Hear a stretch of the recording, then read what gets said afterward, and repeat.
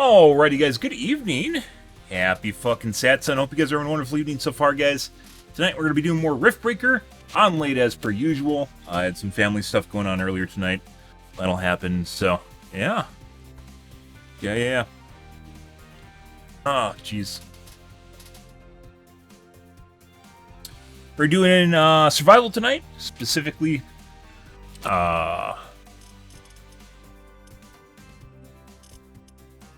high percentage survival runs, which are pretty difficult, and we'll probably die a lot before we get an established base, but it should be fun. We'll see how it goes. I think the performance is a little bit better. We fiddled a little bit yesterday, and it seemed as though we were able to squeak out some more performance. So, we're going to see tonight.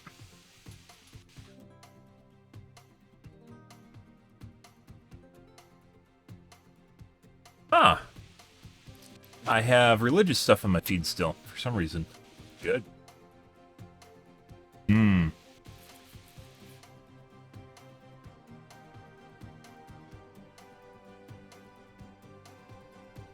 Yeah.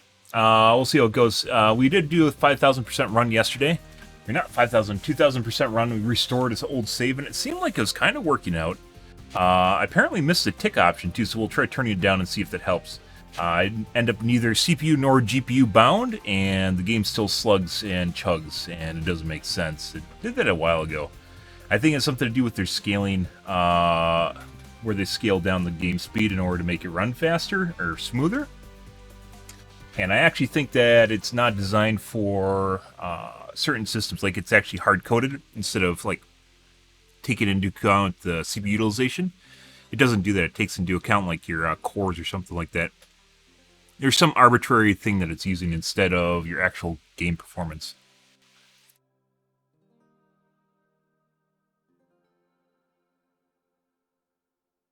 Excuse me. Alrighty, guys, let's take a look at a quick tube video here, guys, and then we're going to get into some Riftbreaker. Probably just hop right in because it's so late.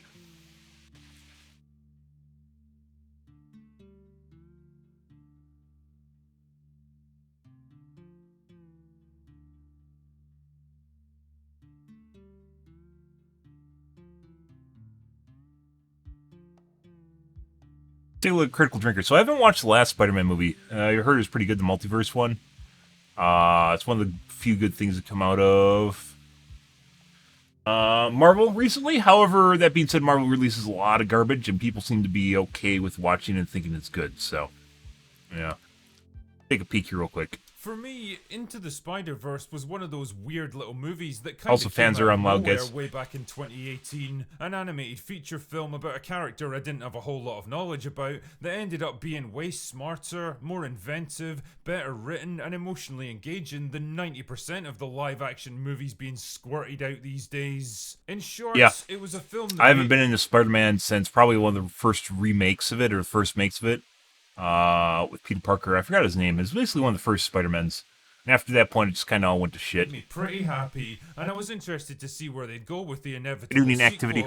I mean, I never expected it to take 5 years, but what the hell? It's 2023, and here we are, staring down the barrel of Across the Spider-Verse. A title that definitely won't lead to confusion when I start comparing them on open bar after half a bottle of cheap whiskey. Anyway, enough of my pish. You're here to find out if this film's a worthy follow-up to the original, if it was worth the 5-year wait, and most importantly of all, if it's worth parting with half of your monthly wage just to go and see it at the cinema. Seriously, why are tickets so fucking expensive now? I could buy a special session with Tatiana for the cost of your average film, and I know which one I'd rather spend my money on. Anyway, my God. I'm happy to say that the I have no answer idea to what all of Tatiana these is. questions I think that's yes. a Irish It's joke. not exactly a resounding yes, and there's a few Scottish, caveats Irish, I don't know that which I'll go one Critical into in a Drinker is. minute. But overall, Across the Spider-Verse is a fun, colourful, imaginative, and heartfelt movie with some great character beats, decent gags and snappy dialogue, gorgeous animation that makes the most out of its comic book origins, a plot that does more with its multiverse concept than Marvel ever did, and a cliffhanger ending that neatly sets us up for part 2. On the other hand, the 140 Not a huge minute fan of the runtime art feels style. kind of bloated and sluggish compared to the original. Character arcs and plot points get repeated multiple times without adding anything particularly new,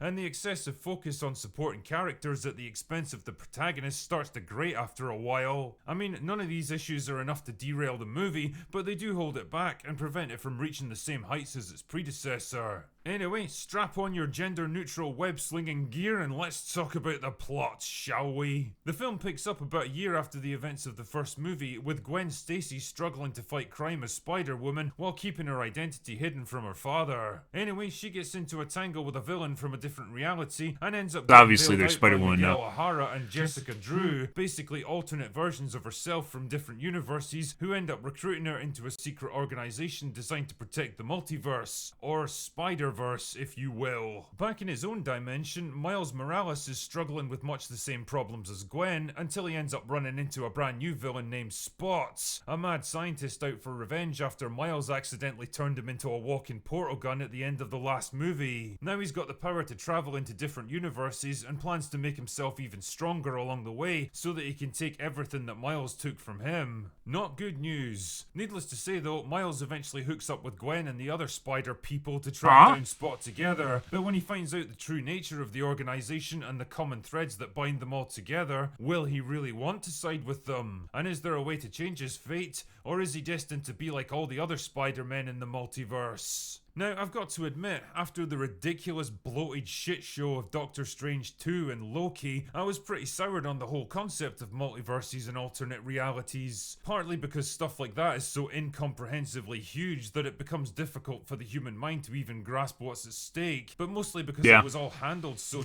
And because there's so many, it kind of makes you feel as though nothing really matters. Yeah, as it turns out, when you're so many of the same thing, all of a sudden they don't feel special anymore. And that actually ruins, it's like a get out of jail free card, because one person dies and hey, look, there's this other shiny from this other universe you can just look at now, and you're just like, okay, like just a bunch of parallel universes. Terribly. Silly. But to its credit, Across the Spider-Verse actually does a pretty good job putting all these grand ideas into context and grounding them in actual human Kinda doubt drama. it. The whole idea of a multiverse is stupid.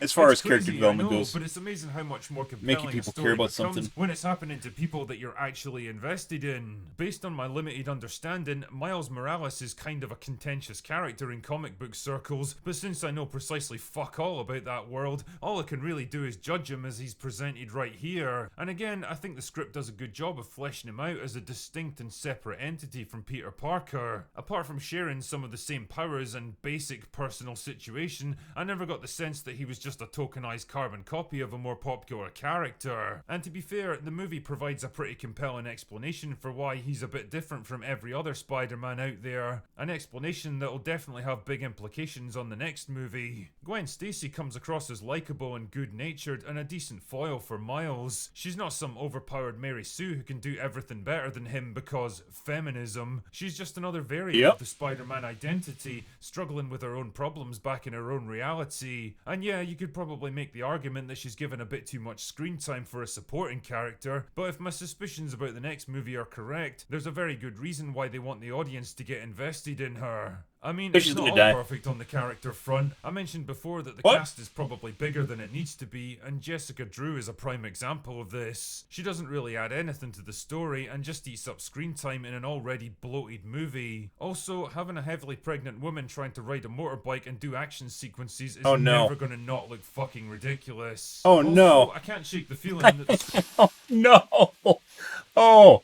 Oh, geez, guys, why would the fuck would they do that? Oh, no. Yeah, this is the whole trope that pregnant women can do anything, because being pregnant isn't like a medical condition. You know, you can do everything exactly the same as if you weren't pregnant in the first place. Despite the fact you're carrying a child inside of you, your hormones are going all over the place, your body's completely out of whack, and you're mentally drained constantly. Yeah, and you're basically feeding something inside of you. You know, I guess first time I saw that, and I thought it was kind of a joke. First time I saw that was in Wolfenstein, Return to Castle Wolfenstein, with the crazy pregnant woman. Yeah, that was something else. script is doing everything in its power to play down Peter Parker, like it's afraid the audience will somehow start rooting for him over Miles if he's shown to be too capable and confident. The first movie portrayed him as an aging, burned out loser who only redeems himself at the end, while the second film morphs him into a bumbling, hapless father in a pink bathrobe who for some reason keeps taking his baby along on life-threatening adventures despite having a perfectly capable mother at home to look after it. Is this some weird attempt to mock and belittle the Spider-Man that most people know and love? Yeah. Who incidentally just happens to be the only straight white man in the entire movie? I don't know, Tear man. him down. It just kind of leaves a sour taste in my mouth, that's all. The Oh, scenes Jesus. between Miles and his parents mirror the Still haven't gotten away from that. I mean, movie probably could have stood on its own without doing that, but instead they're like, yeah, no, let's bring in the old guy and completely destroy him.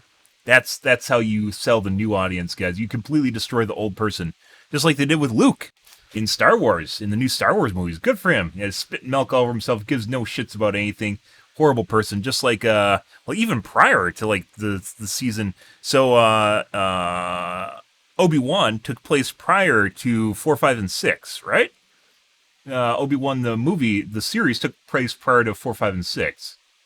And yet, no, I think it even took place prior to 1. Like, that's back in Obi-Wan's, like, prime. That's, like, when he was really good. I think it was prior to 4, 5, and 6. That's, like, in Obi-Wan's prime. And he just turned into a fucking kid. Like, no redeeming qualities, subservient male. Fucking terrible. Nothing like what he was in 4, 5, and 6. Didn't have a redemption arc or anything at the end. Just whatever. Relationship between Gwen and her father, both characters struggling with the secrets they're keeping from the people they love the most. And while they're both well done, Gwen's arc feels a lot more brisk and efficient, showing us exactly what we need to see and no more. Miles' scenes, on the other hand, feel self-indulgent and redundant. There's a lot of repetition and recycling of the same basic conversations, and well, it starts to get a bit tedious after a while. From a visual point of view, the movie is absolutely fantastic, using a pretty striking animation style that reminded me of Arcane at times. Yeah, not the same though. Arcane's much better. Has got a different art style, so there's always some interesting new twist on the design. Character models are expressive and filled with personality and emotion, and their movements and gestures look like they were motion captured. They're that accurate. On the downside though, there's times when there's so much shit getting thrown at you that it becomes almost overwhelming. Well, you need 60 FPS or 48, which is HFR, I think. The movie for you. Across the Spider-Verse is the first half of a two-part story, HRF? so clearly a lot of the focus is on setting up stuff. I refresh film. Payoffs. The obvious disadvantage is that the movie lacks any resolutions and sometimes feels artificially padded, and I can't shake the feeling that all they did here was take one really compelling story and stretch it out into 2 movies instead of 1. I mean, that's not to say that a lot of love and care didn't go into this one. There's plenty of good stuff in it. There's a ton of references and in-jokes that only the most dedicated Spider-Man fans are gonna get, and a neat little twist at the end that most people will probably see coming, but felt pretty satisfying all the same. And if I'm right, then the sequel should have some pretty hard-hitting resolutions to the big questions posed by this film. And weirdly enough, I actually trust the writers not to fuck it up for once. Ultimately, although it doesn't quite reach the same heights as its predecessor, Across the Spider-Verse is still a pretty fucking good movie overall, and way better than anything that Marvel have managed to shart out in recent years. And as long as the final chapter doesn't drop the ball, the last one was, I don't think it was, he said 5 years ago? I don't think it was it? Animated Spider-Man movie. It was 5 years ago, 2018, so I guess it was recent. We're in 2023 already, guys. 2020 was COVID. Yeah, it's fucking COVID. After like COVID, like just like 2 years, just felt like it just just gone. Proud of with this trilogy. Maybe COVID. Maybe I got COVID brain. Long COVID. I just don't know it. Go away now. Good. Interesting.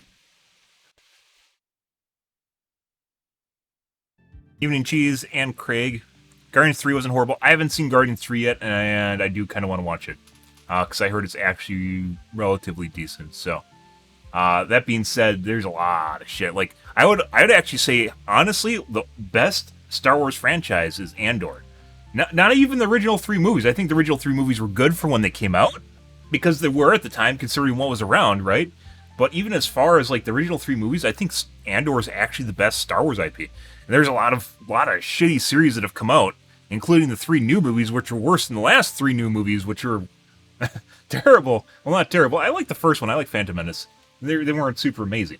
The two movies after Phantom Menace just felt kind of fucking weird and random, where just like Luke just goes completely emo constantly. It's just, I didn't really get into it. It wasn't for me. But the first movie I thought was pretty good, even with Jar Jar. Jar Jar is actually supposed to be a reputable Jedi or whatever, according to the kids. So, yeah, I don't know. But Marvel has just kind of pooped itself. There's the last Spider-Man movie, which I still have not seen, and I heard is pretty good. Then there was, I guess this one? Guardians of the Galaxy? Guardians of the Galaxy 2 was not good. I watched Guardians of the Galaxy 2 and I was firmly disappointed when I came out of the theater. That was not very good. I think they tried too much because they hit it off with the first one. They thought the second one would be good, just as good, and it wasn't. It was pretty bad. What has Marvel released recently besides Guardians of the Galaxy and Spider-Man that's actually good? Like, I watched Moon Knight. Moon Knight wasn't really even that good. It was alright. People hyped it up a lot. I think people, when people don't have good stuff to look at, they don't have comparison points, and they just kind of forget about stuff. A lot of people forget. When it's like a couple years past, they'll just start forgetting about stuff. It's just normal. And then they'll think it's like just the same or is almost as good as what they saw before, and it's just not. That's not me just trying to go, back in my day it was much better. It's just, honestly, there's just a lot of garbage. Peacemaker, I don't think Peacemaker's Marvel. Is it DC? Good. Underrated.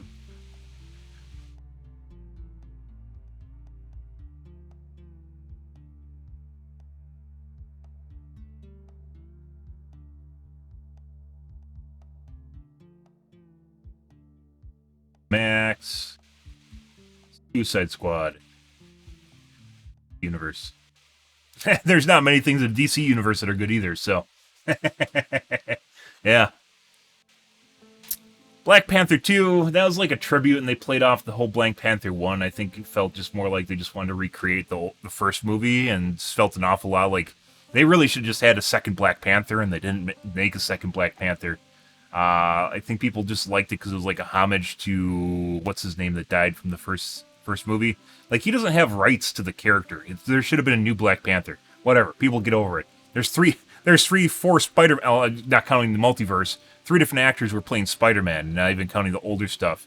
Batman, Superman, they all have different actors. James Bond. Yeah, Ant-Man. First Ant-Man was alright, and then, yeah.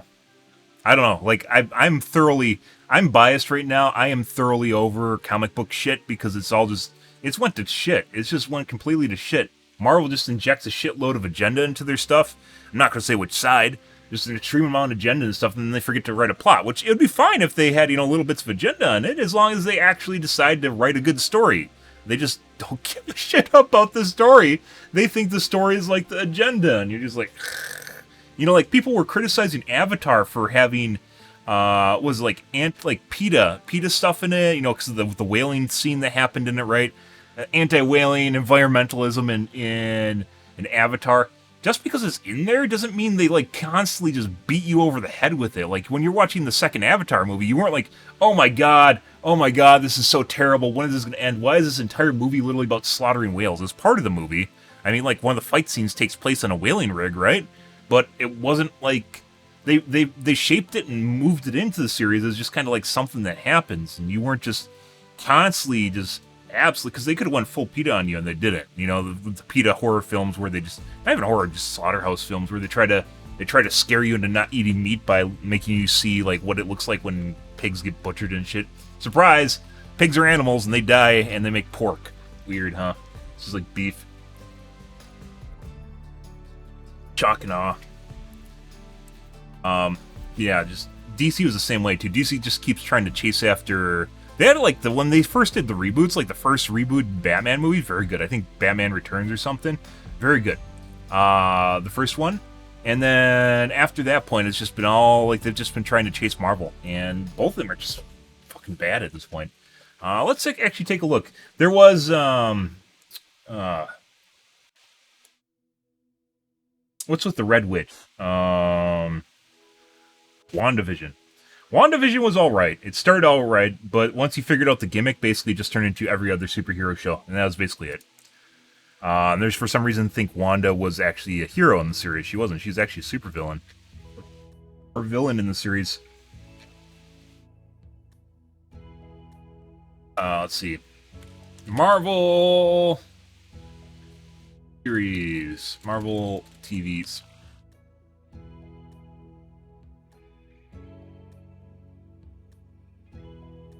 Agents of S.H.I.E.L.D. was alright. That's kind of like Stargate. It was sort of alright. I mean, this ended in 2020, though, so... Yeah, not watching. I heard this was terrible.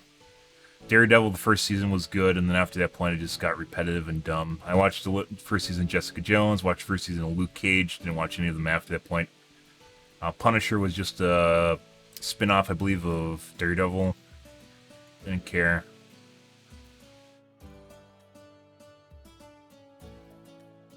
Then that wasn't even Phase 4. Phase 4 is when all the shit starts. Oh, there's Loki.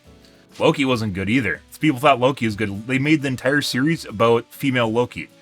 They just fucking got rid of original Loki. Yeah, it was like, hey, let's make him an inferior version to female Loki. And you're like, wait, I'm watching this show because I want to see the actual original Loki. And they're like, nah, no, here's this new one. And then they just had him get constantly emasculated and torn down. If you notice a pattern here, guys, the easiest way of getting rid of old superheroes is just to tear them down constantly. Yeah. Why, just like, what is it called? Mud campaign? You know, like in elections where they just constantly just fling mud at each other? Not physical mud, but like metaphorical mud. Yeah, they just keep throwing mud at the old heroes, and eventually you'll just be like, ah, this hero sucks because I saw it in a film. Like, okay. Miss Marvel's terrible, She-Hulk was terrible, Moon Knight, like I said, was alright. There's like this is alright, and this was sort of alright at the beginning, and this got bad. Phase 5. Nothing I am actually interested in. Cool. Yeah, like I'm honestly just done with comic books. The anime is still pretty good. It has escaped constant agenda pushing for the most part. Because as it turns out in Japan, you can be a lot of different things, and for some reason they're a lot more tolerant than they are in the US. Fucking weird. Despite the fact that you're in a country that's basically like sectish? I don't know what to call it. Has like kind of like very, very cliques and like rigorous, like you're supposed to be part of society and be a certain thing. They seem to have a very broad swath, like paintbrush swath of what they find acceptable before they start punishing things. They just frown upon it socially. Yeah, I don't know. Fucking weird.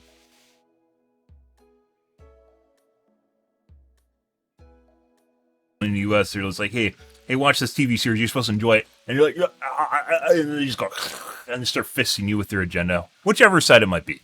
Mainly movies and TV, especially fantasy and sci-fi, is left-leaning agenda, but maybe there's some right-leaning shit in here. Peacemaker I like because it goes both directions. They make fun of the left and the right, and if you don't think so, you should watch the series. Because I thought at one point it was very left-leaning, very left-leaning, and then they started doing right-leaning shit, and you're just like, holy fuck, what the fuck's going on here? Because at the end they're talking about like misinformation and rigging elections, and Peacemaker guy just kills the person that was trying to basically save the planet, as it turns out. Which is fucking hilarious. Peacemaker, I think, was pretty underrated. I think one of the reasons, like, people are super polarized, they want left or right, and they don't understand, like, they can't compute shit when it's somewhere in between. Like, I tend to go both directions, it depends on what you're talking about, so I'll go either direction, depending on what you're talking about, not both directions all the time, but, which is why I'm centrist, which, by the way, left and right fucking hate centrists a lot. I get that all the time, fucking hate centrists, oh my god. Because you don't pick a side. They don't like you because you don't pick a side. Yeah. Why won't you just follow the agenda? Stop being that way. Don't think for yourself. Don't practice critical thinking, guys. Don't think for yourself. You're horrible. You're a horrible person because you're actually thinking for yourself. Stop it. Jesus Christ.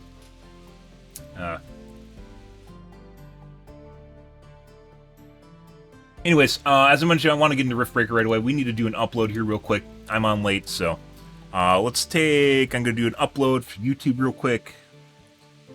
I should have done that while I was watching Critical Drinker, but I didn't. Let's see... The second...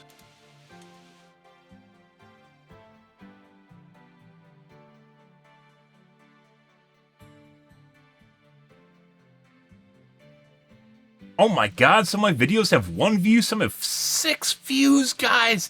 6 views! That's insane! I mean, considering like 5 months ago, my videos had 0 views? I'll take it. I'll fucking take that shit. Second or third? This is second. Considering all these are is just uploads.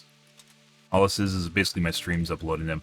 I'm doing this instead of leaving VODs on Twitch, as it kind of directs people to YouTube. So maybe YouTube gets a little bit of traction.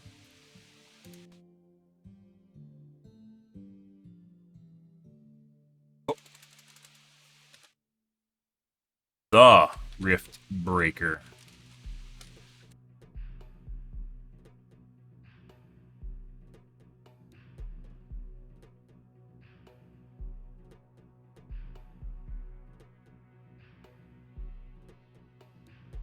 If I remember right, this category's fucked.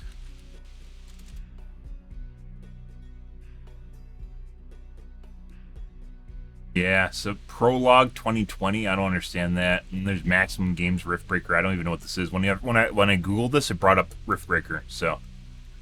Maximum Games has nothing to do with Riftbreaker. As far as I know, it might be a different studio, I don't know.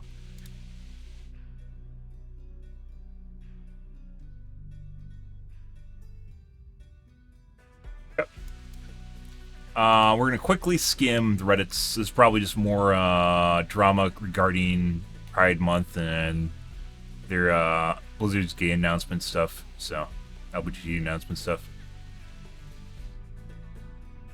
Don't care. Gets all the kids hot and bothered when you mention anything LGBT, and they just start stripping their clothes off and shit. Take my money.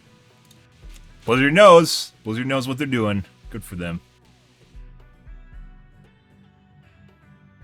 800X3D is on sale on Amazon for $290. That's a very good deal. Very good processor. I would highly suggest, guys, X3D chips are really where you want to be. 100%. I might try the new Intel with level... So X3D is a giant level 3 cache, which helps a lot for stuttering and micro-stuttering. It 100% does. Average FPS will be roughly the same, although in Overwatch I saw 20%, maybe 10% boost to my FPS in Overwatch. I went from like 530 with the 13900K to basically about 600, 590 with 7950 X3D. However, the weird thing is it feels much, much more fluid. Like, it feels less stuttery. It feels smoother. Not more fluid. It feels smoother. Anyways, Intel has a new answer to it, which is their level... I believe it's their 14000 series is going to have a giant level 4 cache. Intel level 4 cache.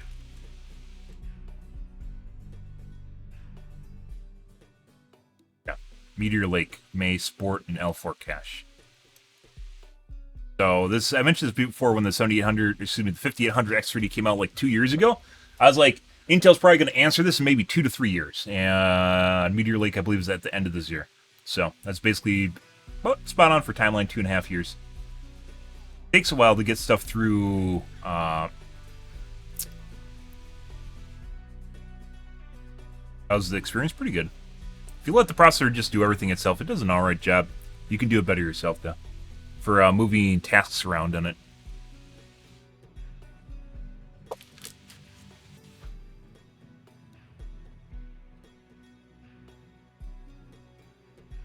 But yeah, there's a level 4 cache on Meteor Lake that's coming out later this year.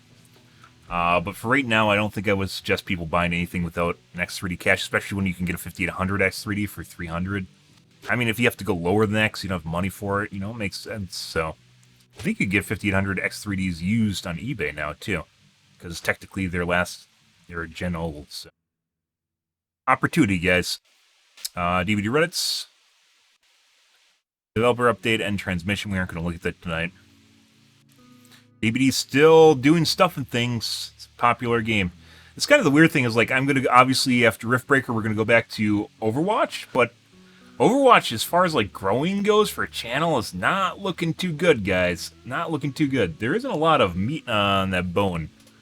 It might seem that way outwardly, but if you look at like the channels and you look at the amount of subs that they have, yeah, it's not there. It's definitely not there. But there isn't really much in the way of options, so unless I want to go back to Dead by Daylight, which I might actually, I'd rather play a first-person shooter, so that just leaves Valorant, COD, and Apex. I guess Apex is the only option, so yeah, that's the way it goes.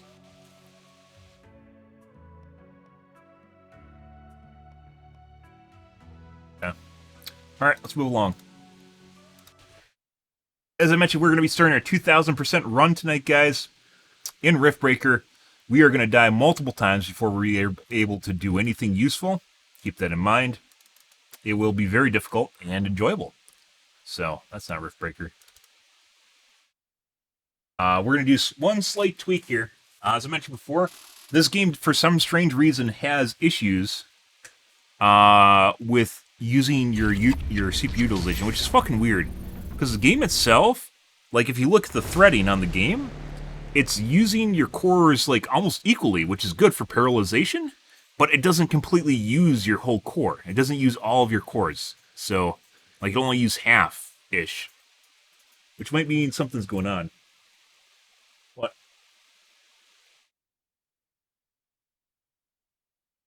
You have to go outside. You have to go outside? My brother has a dog over. I think I need to let her out. You don't have to take a piss, I swear to God. Alright, guys. I need to let my brother's dog out. Sometimes she just likes attention, so. And it's easy to confuse that with having to use the bathroom. Where are you? Come on. You need to whore yourself out. Come on. Come on. Oh my God. Look at the camera. Smile for the camera, guys. Oh, yeah. Yeah. Oh my God. It's a doggy. Okay. You earned your keep.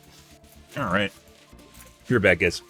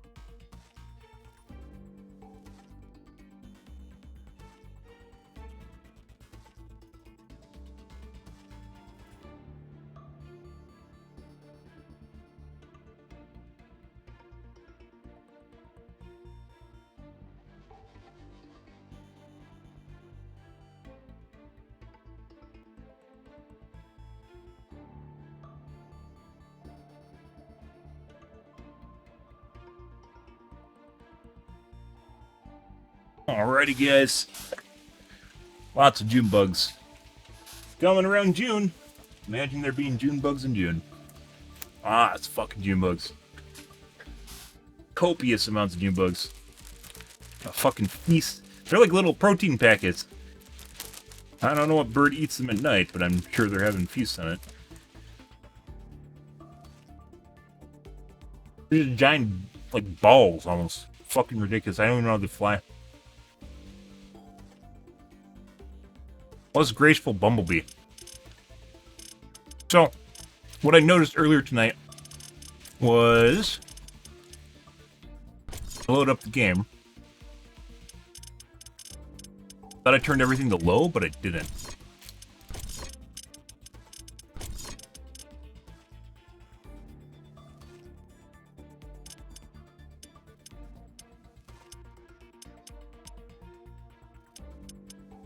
What's that even mean?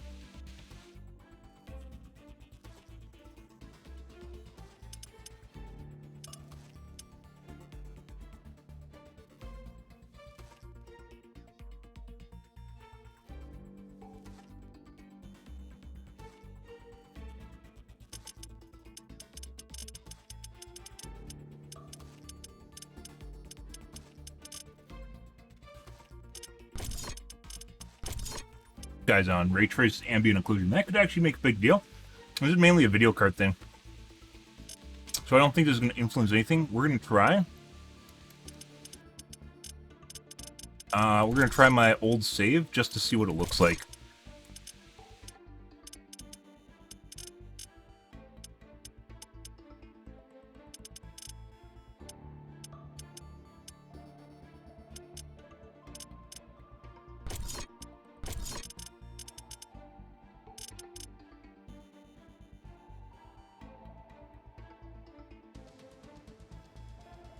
See if there's maybe a performance improvement or some kind of nut. When we're fucking around, this is my old save. We're gonna load it up just as a litmus tester. Prior to making a new base. Yeah, my man, like 2,000% might not even be possible in the new biome because of the way the mobs appear. It might actually yield a, like, an unplayable scenario where they just mob your base constantly and you're dead. So, we'll have to wait and see.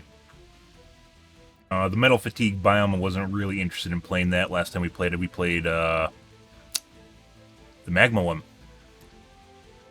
Metal Fatigue one was basically just based around the magma pools and that's it, and the new turret. Not really all that interesting. One has more options, so...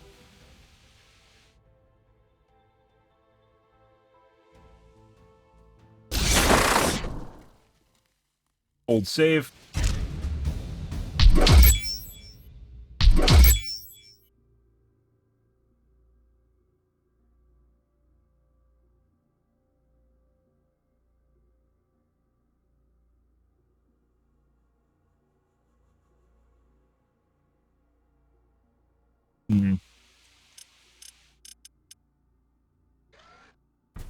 Great when everything appeared.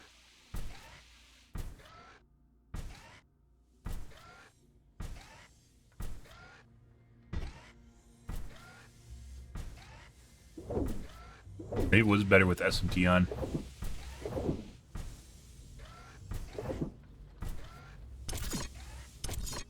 Did I even rebuild stuff? I don't think I did. Problem is, like, when stuff starts firing, it's just game over. I don't have enough energy generation.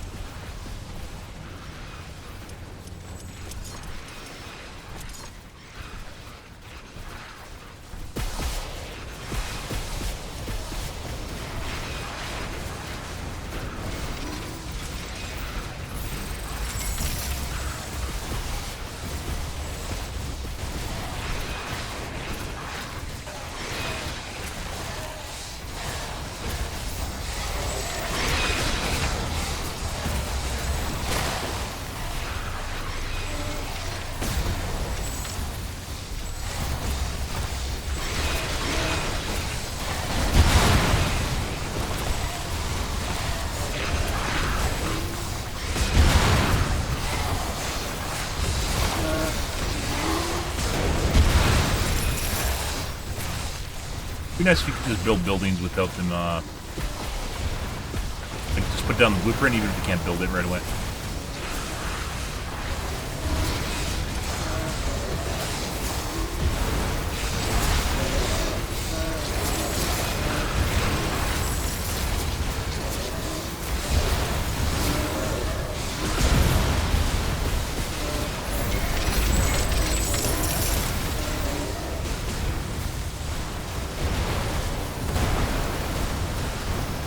Yeah, so this is from an old playthrough.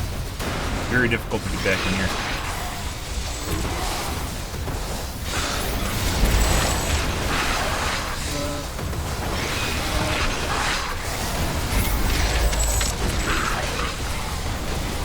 You can't spam repair anymore. They fixed that. Heh.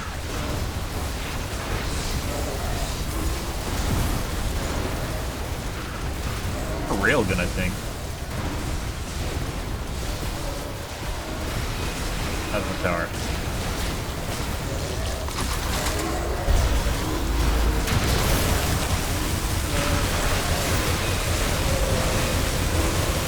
So that matters. In order for me to actually do real damage, I need better weapons, so. It's already past the point the walls are down. I don't think the option changed really anything. If you look at my GPU in the top right, it's at 50%, so.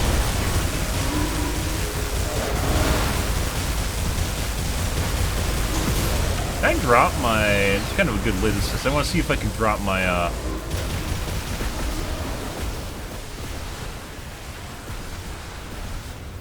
the mini miner? Oh, we're already out of plant stuff. Here goes power. Again. Heh. Yeah, like, you need the gatherer building. You can't get the gatherer building.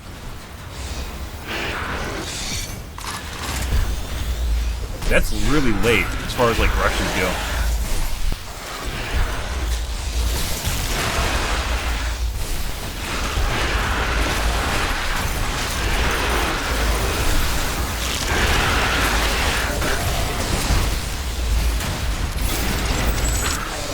See how the rebuild, how this functions. I think it works. I think they're too close or something. So I thought that,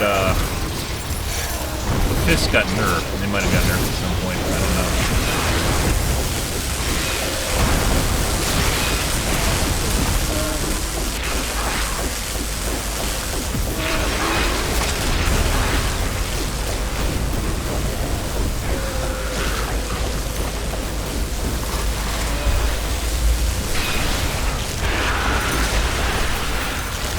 See where all the firefucks went. Firefucks are very difficult to deal with.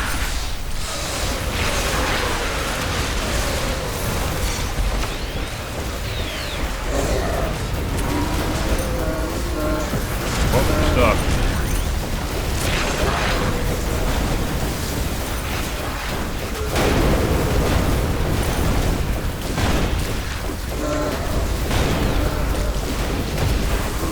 Yeah, I'm pretty sure the fist got nerfed. Pretty sure the fist got nerfed. Speeding up, which means mobs are now spawning. We're losing mobs on the map.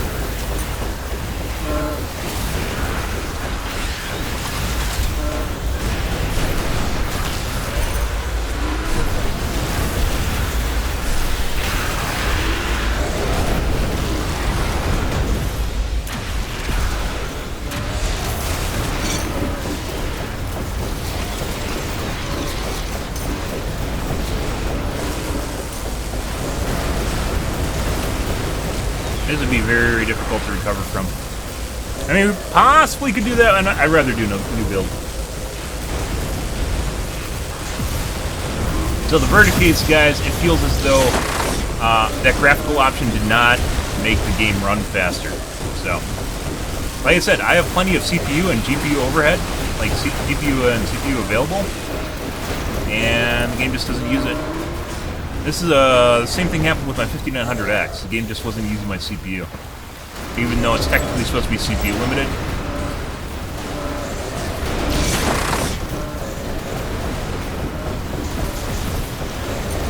Not. there's probably something. They have a throttling throttling mechanic in the background. Oh, that just slowed down a lot. Oh, my main base died. Something.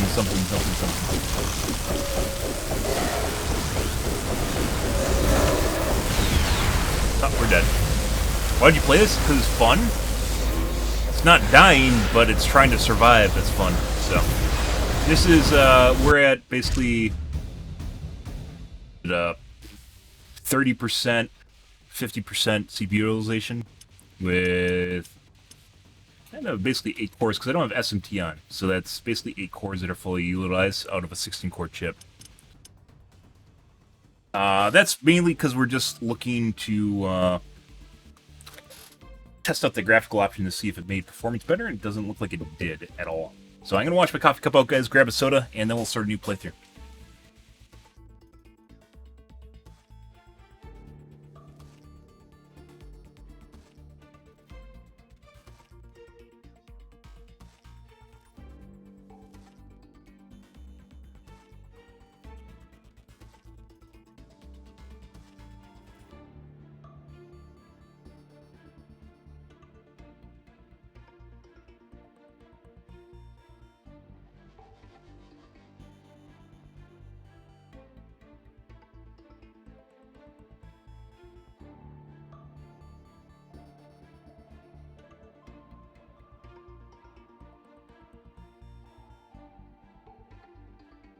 That particular level was extremely difficult because there's no flamethrower turrets, because everything is immune to fire damage, so we couldn't use flamethrower turrets. Now there is this acid spitter, which effectively does the same thing, only it's with acid, and I think it costs more, it costs a special resource of some kind, so we'll probably be using those. We'll see. Pretty sure pretty much everything in the crystal caverns are immune to fire damage, so we can't do. Also frost, weirdly enough. We'll see though. All right, let's take a peek, guys. We're gonna have quite a few failures before we finally get a base up. So mind you, I've tweaked it a couple times over time. There's a reason we're on hard difficulty instead of brutal, but we're on 2000% wave size. So they send, I think, the spiders at you or the fire things too fast, and you can't kill them. We had to turn that one down, if I remember right.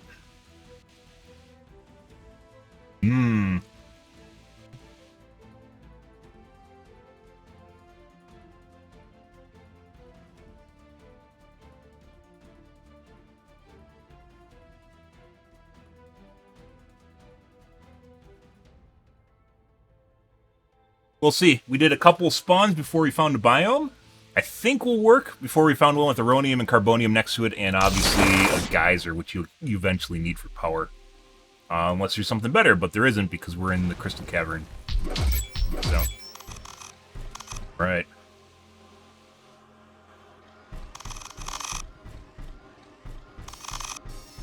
I don't know how they deal with this.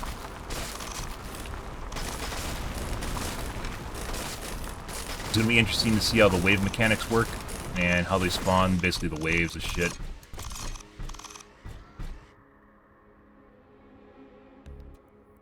Ashley, I'm sure that our presence will not go unnoticed. We should build up our base as quickly as possible. Standard protocol advises to set up walls and sentinel towers around the base. We aren't sure what to expect here. Carbonium. Fuck power. Okay.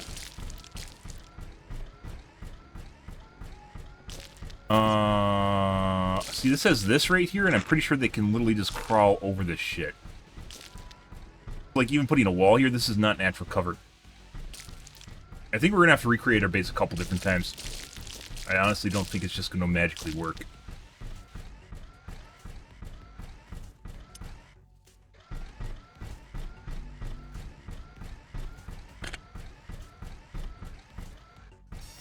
Power. Okay.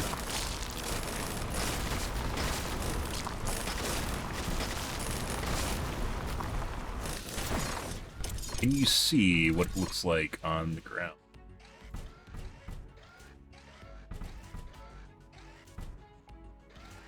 Basically wherever there's white on the ground. Oh my god. The modifier key. Ammonium.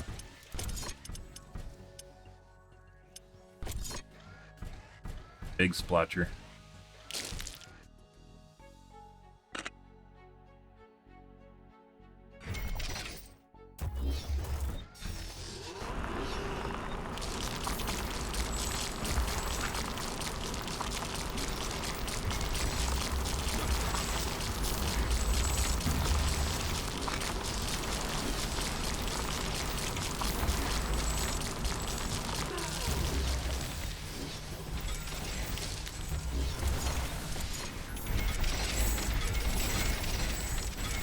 Super redundant network.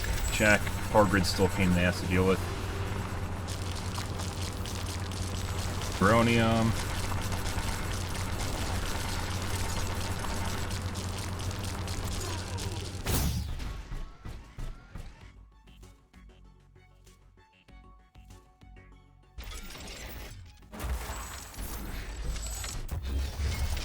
Alright, the problem isn't even this.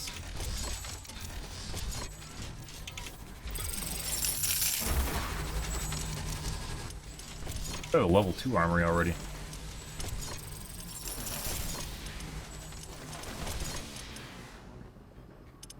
Geothermal? Okay, well, we'll build a better one then. Headquarters level 2. If I remember right, we have to... The problem right here, I don't know what's going to go on.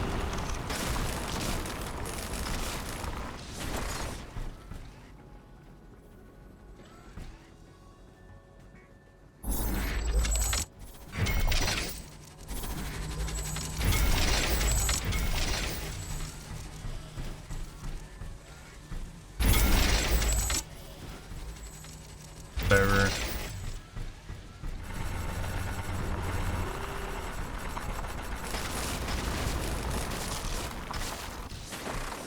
I think they literally are just going to spawn right on top, then just walk in. But makes it very difficult to deal with.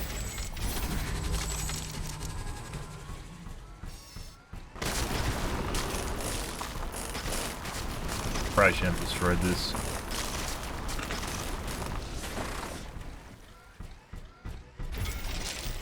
Find out. Problem is we need to go to like level 4 immediately, and the reason for that is... God, I forgot energy storage.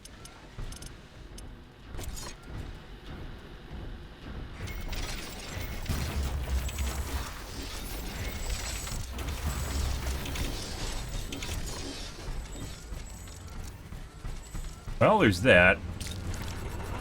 So now we're pretty fucked, because we gotta wait, basically, for the sun to come up again. Or I need to build geothermal, I guess, outside, and run a...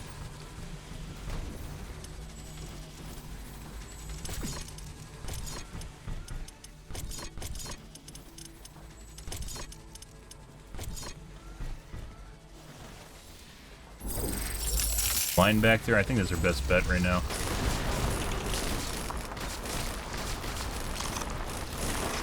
Rebuild the power lines when everything's said and done.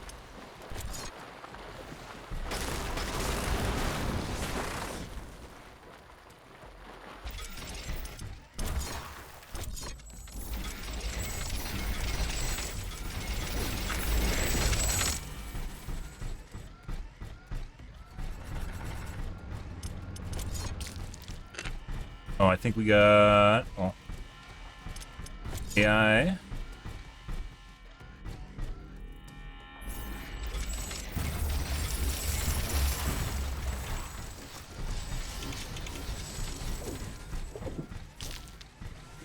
Seconds. We have to immediately get to tech to level up our headquarters so we can actually get the new communications hub. So we can actually do research, which is where we get all of our minerals and shit from. So.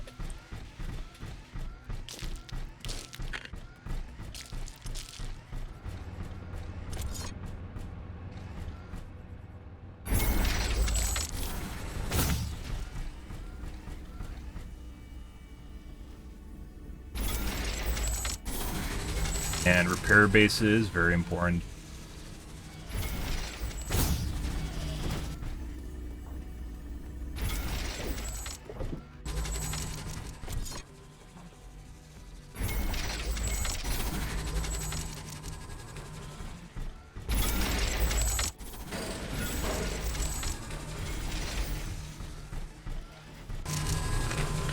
Okay.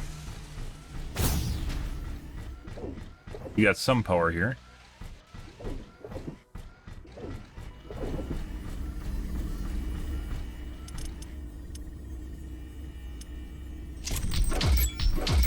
Fucking shit. Headquarters upgrade in progress. This will attract a lot of attention.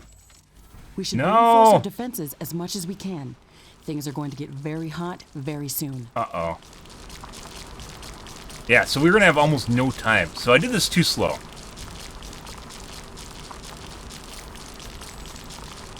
Five uranium. It's actually a lot.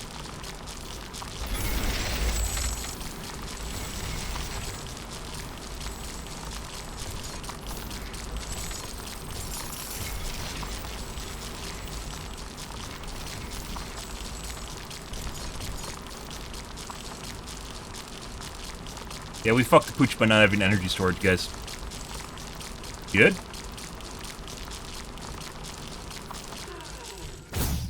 I don't know. They're probably going to attack more on this side, too.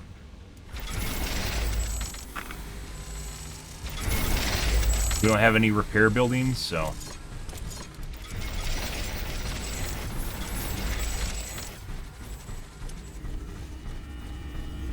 Any day. Oh, you can't even see the... You can't see where to place the solar panels at night, because there's no sunlight. Sun come up. Doesn't say.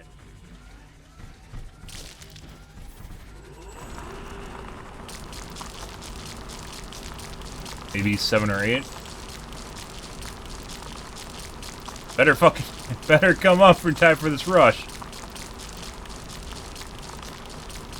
We have no wind either.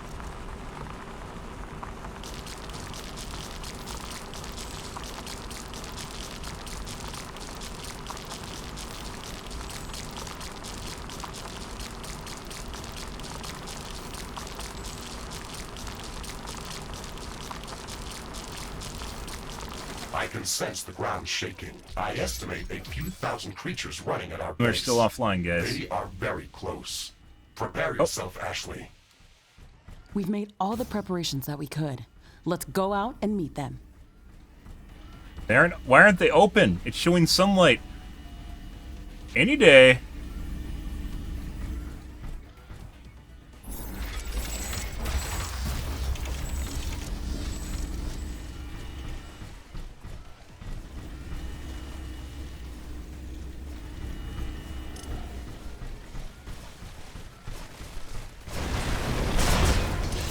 Ah, well that explains that. Holy fucking shit. Well.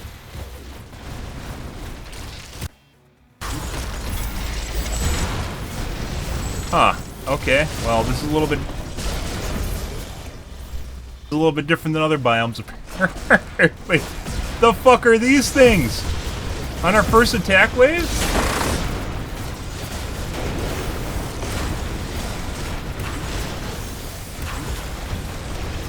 I can't even tell how much health they have. They have an insane amount of health.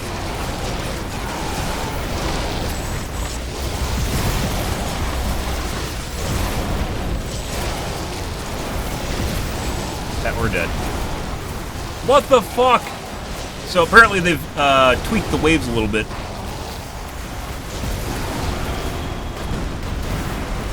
Threat neutralized. This will buy some time until the next attack. Okay. Well, apparently they just dig through all the walls, so... Yeah. There's a lot of those, too. Those remind me of the rock guys, but they come way, way too early. I'm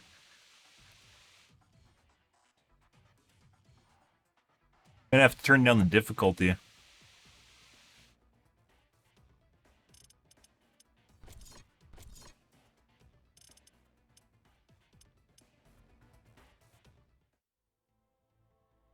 Live and learn. So in most playthroughs and most biomes, being next to the fucking ravines and stuff is actually beneficial. Doesn't look beneficial. Actually, it might. I'm pretty sure some of the shit still climbs over it, so I don't know.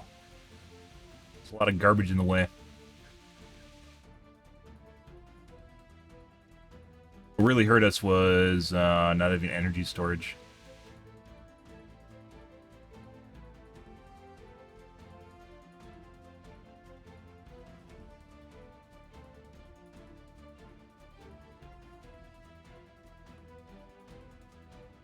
I don't know what those are, but they tank the shitload of damage.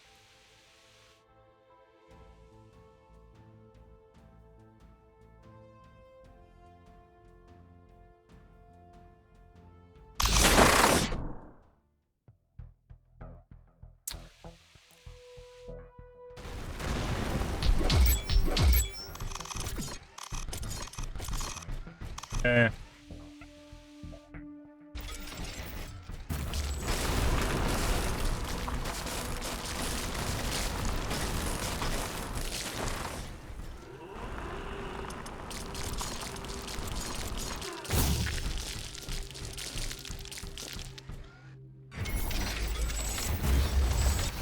Ashley, I'm sure that our presence will not go unnoticed. We should build up our base as quickly as possible. Standard protocol advises to set up walls and sentinel towers around the base. We aren't sure what to expect here.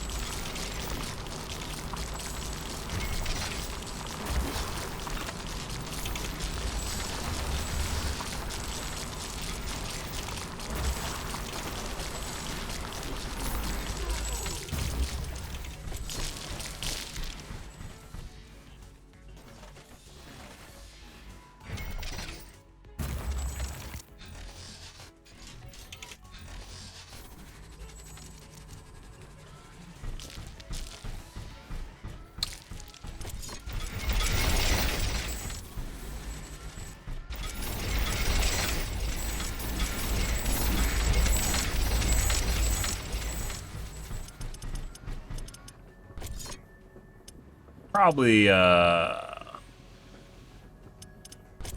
mechanic they need to look into at some point. Now they're tweaking it. Right. Basically, there's almost no point in having a smaller base besides groundless area.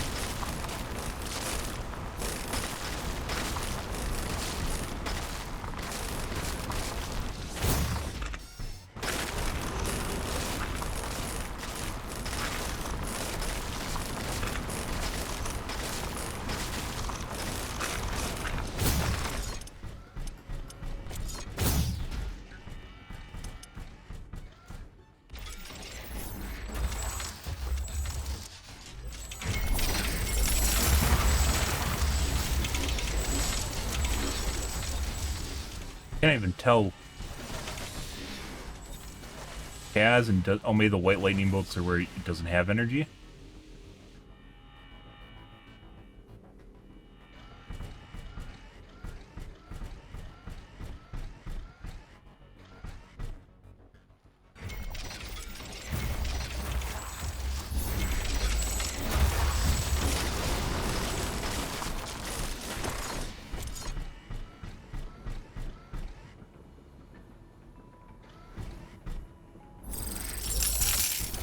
Armory.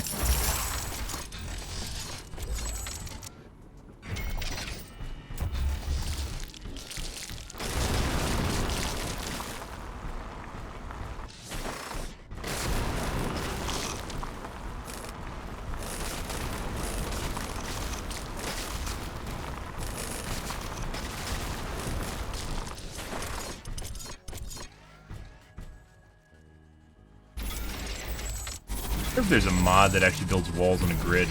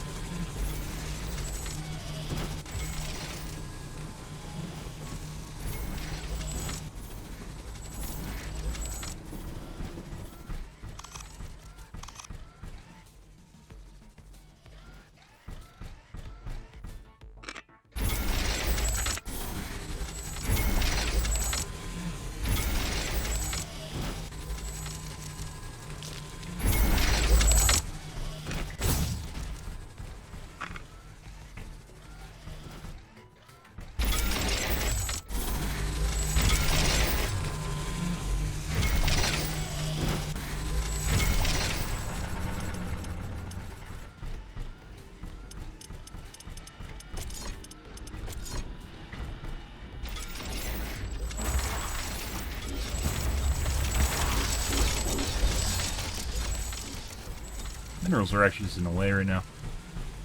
Dude.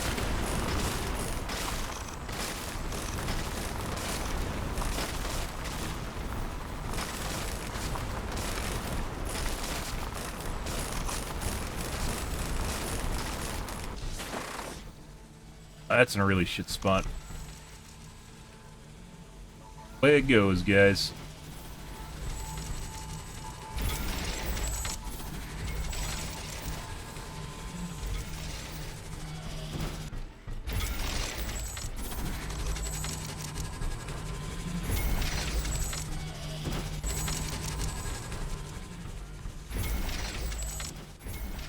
Totally normal.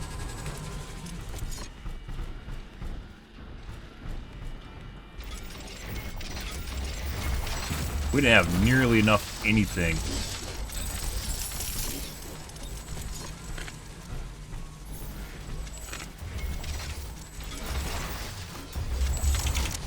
We're already almost out of power.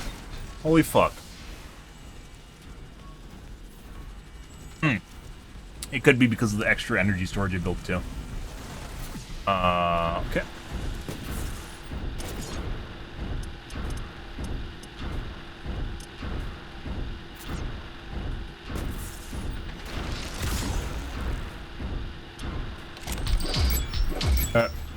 Headquarters upgrade in progress. This will attract a lot of attention. We should reinforce our defenses as much as we can. Things are going to get very hot very soon.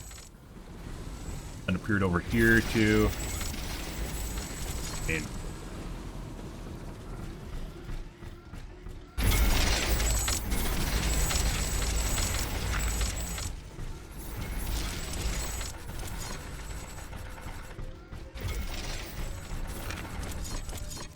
energy even faster.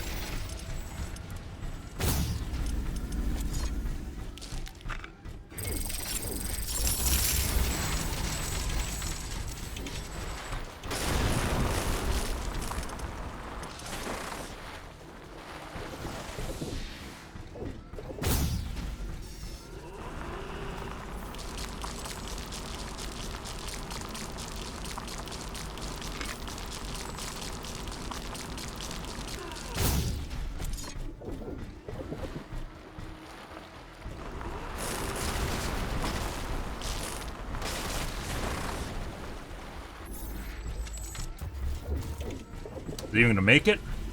Bear? Not really, actually. Not really. Actually, I think we beat Sunrise this time. So Sunrise isn't gonna show up. Oh. We beat Sunrise this time, guys. So, where last time our turrets and stuff turned on, right as basically the wave arrived, it's not gonna happen for us this time. I think Sunrise was at like 6.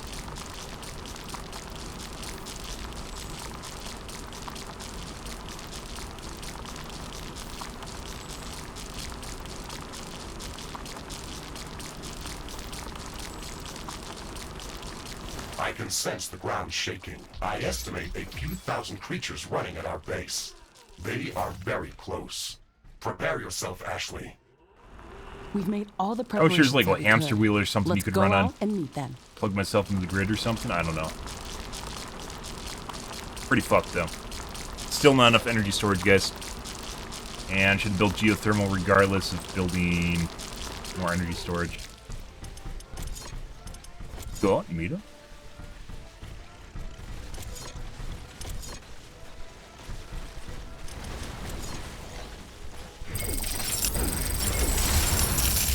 Holy fuck, they just one-shot shit.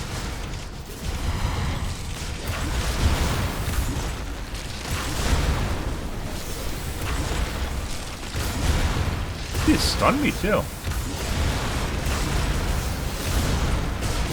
Turret's even gonna turn on? Oh my god, I just got one shot.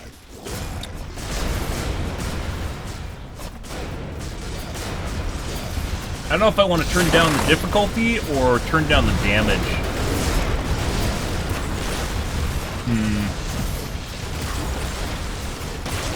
Oh, look, there's little fucks now. Yeah, I don't think we're gonna be able to do this. We're in the... it ramps up to... maybe the wave strength. I think eventually they all end up at the same wave strength anyway, so maybe we have to turn down wave strength. This is on hard. We turned it off brutal originally. Okay. That's not possible. There's definitely things we could have done right there, guys, and I don't think it would have mattered. Done better. Reset all my settings.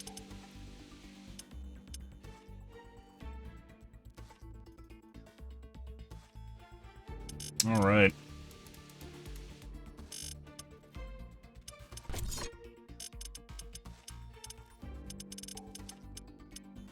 I don't know why it doesn't keep your settings. Factor, research cost, building cost 25.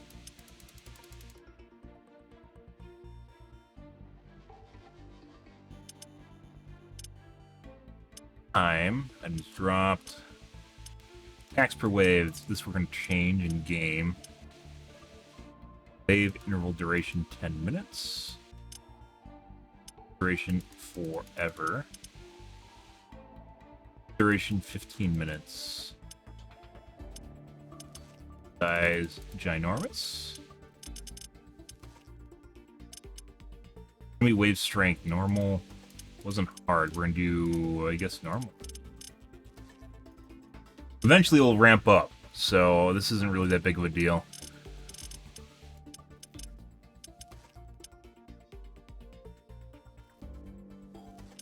We're already doing hardcore mode.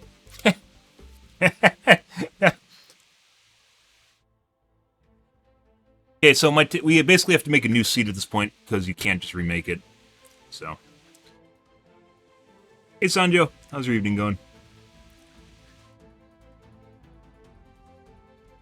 We're going to cheat and reveal a minimap as per usual, so we don't have to recreate a bunch of different, waste a bunch of time trying to find a seed that works.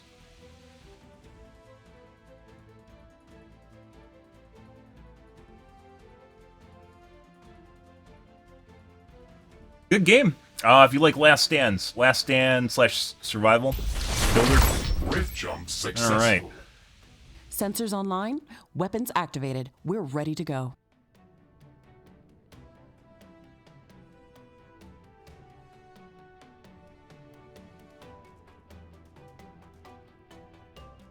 It's actually pretty good. Oh, there's no geothermal. Geo's way over here and down here. Having a giant open area seems to be like the best case scenario in this map. This actually isn't super terrible, although we can't put the carbonium inside of our base because of the mountain there.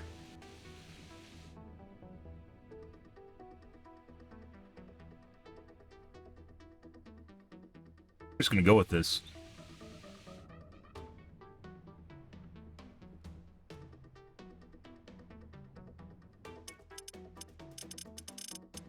Oh, we can't do this yet because we have to turn up the sheet.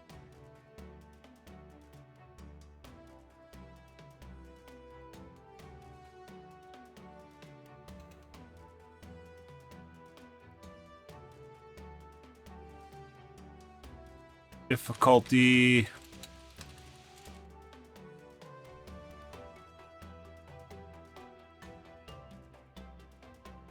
Max tax per wave 20.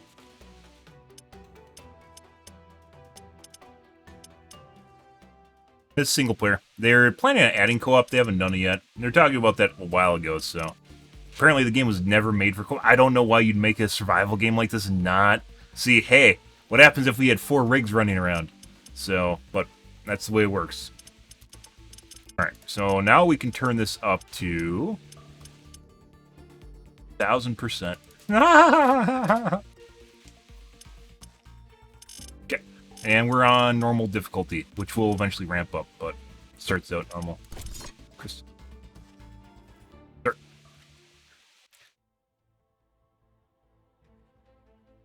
Fun game. It does still have balancing issues. Someone probably could make a rebalancing mod. I'm not going to take time to do that, but to change around where stuff is on the tech trees could actually benefit this game a lot, because there's certain technologies that are actually would be useful early on, or you need early on, but you don't have access to them, or they're buried in the alien tech tree, which you can't research at the same time as the normal tech tree. And some items are, some turrets, for instance, are much more powerful than other turrets, but they're found later or whatever. So Rift jump successful. Sensors online, weapons activated. We're ready to go. got a bunch of blows here, wind blows, palladium, uranium. I think we'll always find that.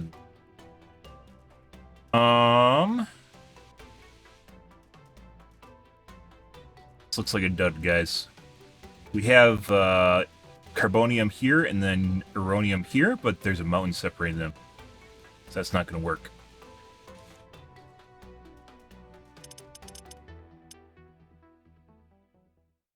Next map. It seems like they've definitely changed the map seeds, so you get generally a carbonium and uranium next to each other. But it looks like if your initial spawn does not have one, where before the maps would have a couple, you could possibly find. It looks like if the initial spawn does not have carbonium or uranium in the right spot, that's it. So, I guess maybe as a way of making things a little bit more amicable if you're not cheating. But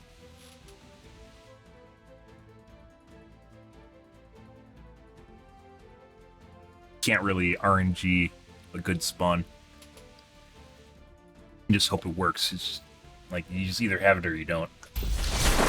Rift jump successful. Sensors online, weapons activated. We're ready to go. So we do have ooh, this is very open. This might work, just like right in here. And we have a geo. You might also have to turn up the spawn time depending on how this works. If the initial wave is too strong still, you might just have to turn up the timer so we can have more time to build. That being said, it seems like we need, like, those guys like one-shot my walls. And there's no way.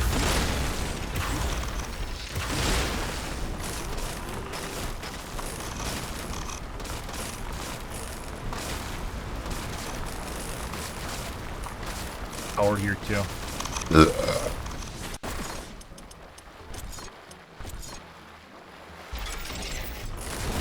Okay, just make a giant fucking square. The most boring base in existence, because that's basically what you have to do. Carbonium. Sunlight. We did bank the sunlight.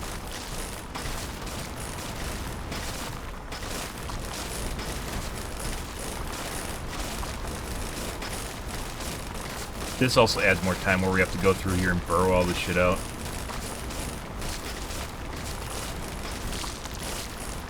Save. Since it's a relatively decent seed, we'll see how it goes.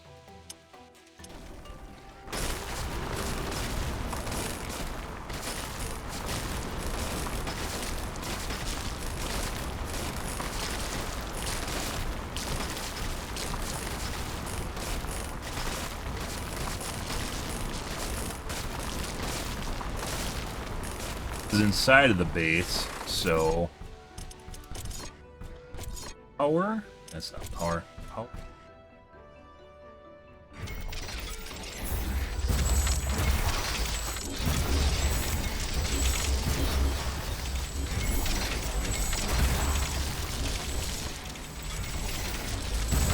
Ashley, I'm sure that our presence will not go unnoticed.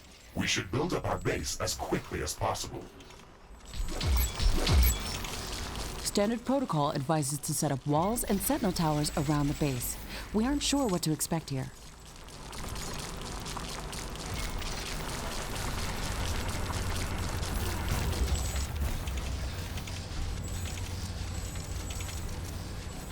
Wait.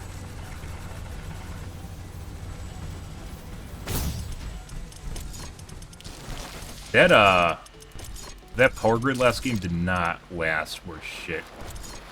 Let's see. Thermal carbonium.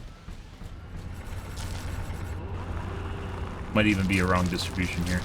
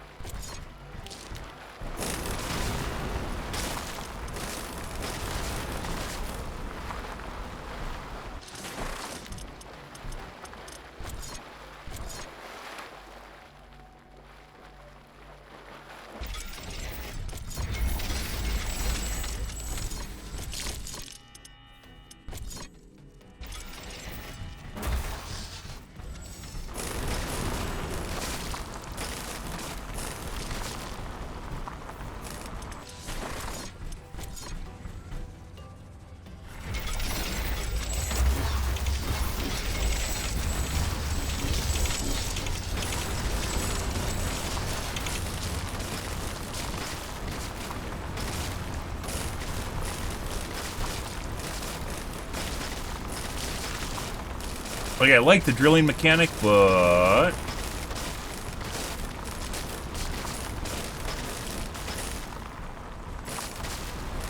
It sucks when you're trying to make the base.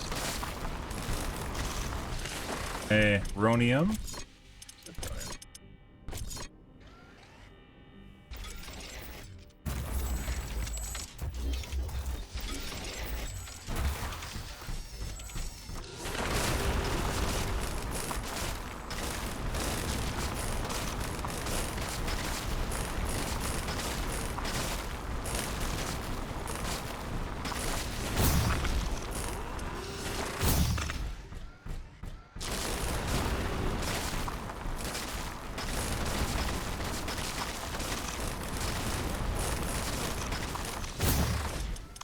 Bridge. Bridge.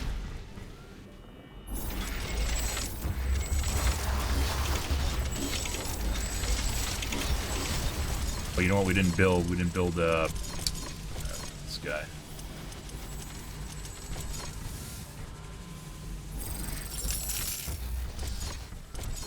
Alright.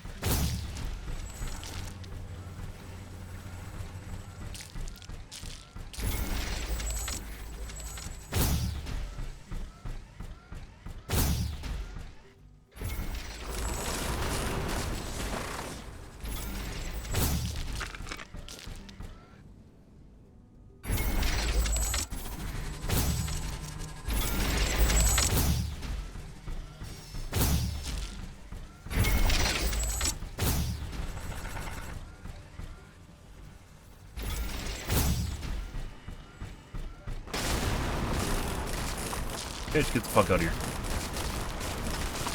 Okay.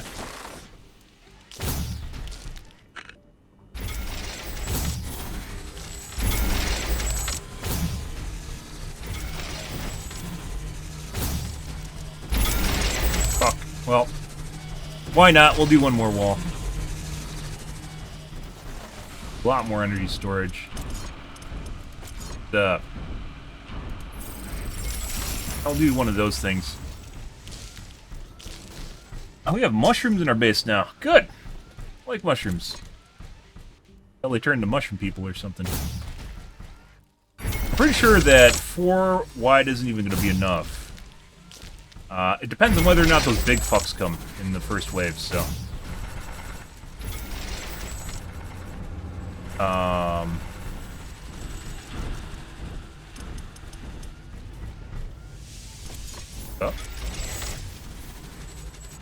It is.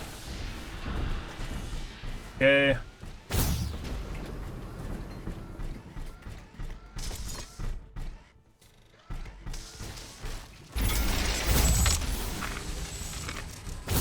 Obviously, we could just add a bunch more time to the timer if we wanted to, but that's...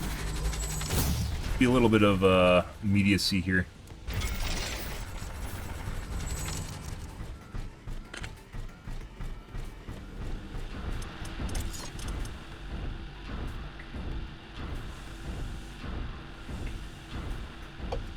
It's all for mech. In order to get good technology, we have to go to the next tier. And we're going to lose all of our power again. So do I want to wait? Do we have a storage for materials? I don't think it really matters.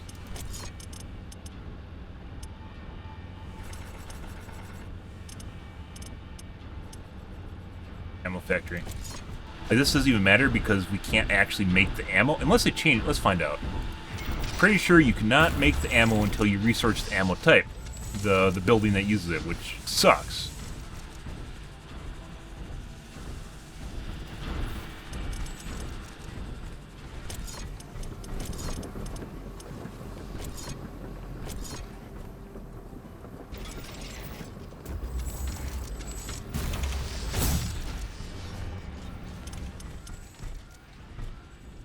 Can't do anything. You can't even start stockpiling ammo early. Basically, you have to go to the next level.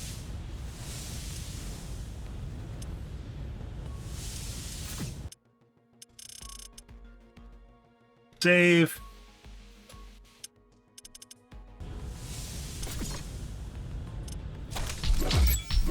Well, Headquarters upgrade in progress. This will attract a lot of attention. We should reinforce our defenses as much as we can. Things are going to get very hot very soon. A lot of units. If it has those big fucks and a lot of them, we're gonna have to restart again. There's no way of taking those on. We'd have to get maybe even level 3, maybe level 2 walls at the very least in order to actually take this on. That's simply not possible. Let's see what kind of stuff is in this attack wave.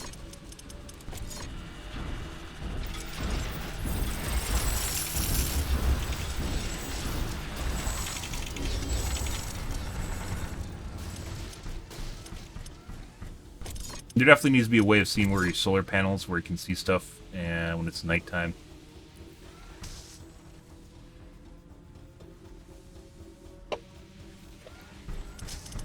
Eight. First, do not. All the good stuff, guys, is tech locked right now, so we can't do anything except spam sentinels. And they basically made us. You can't just. You can't repair shit, so we can't even just repair bot walls. So, because it was kind of gimmicky in the first place. It was a way of getting past the first couple waves.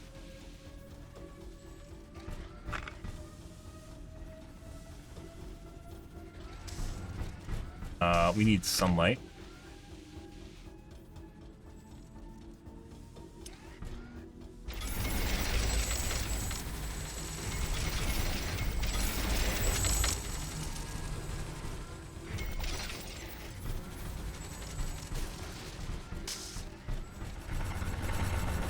Maybe I should have built storage.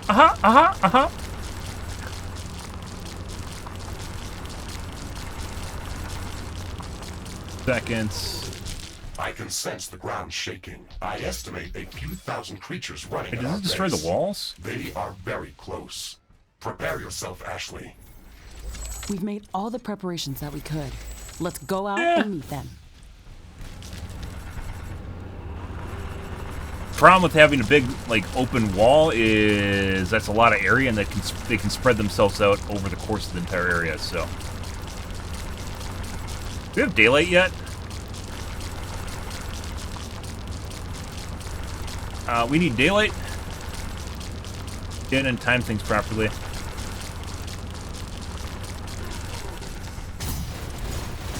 Yeah. There is still a bunch of those fucks.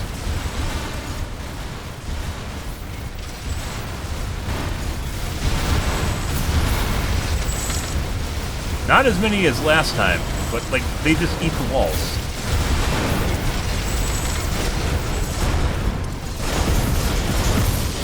Yeah.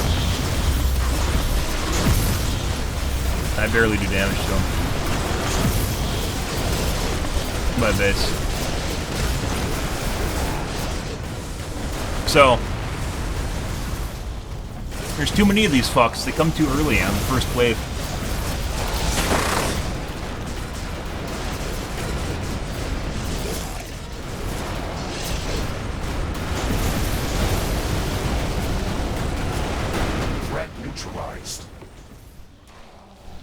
This will buy us some time until the next attack.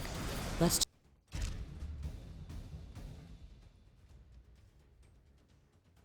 Alright, we have to remake, we have to turn down the difficulty again, and hopefully we can get... the only other option is, if it keeps doing that, is we have to...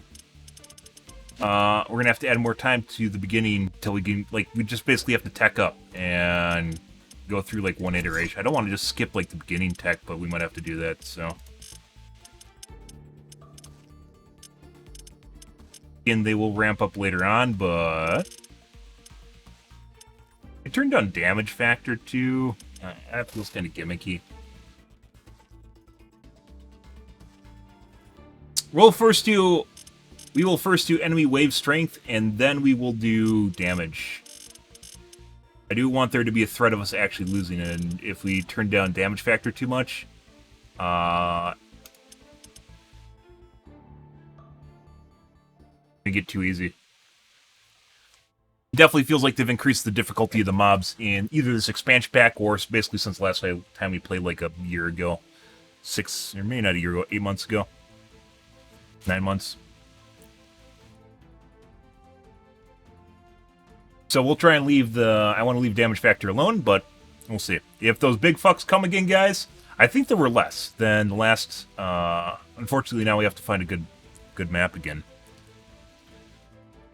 Good seed.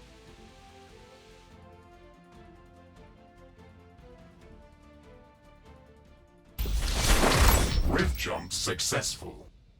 Sensors online. Weapons Alright. activated. No, We're ready this to guy's go. a giant dildo in between the...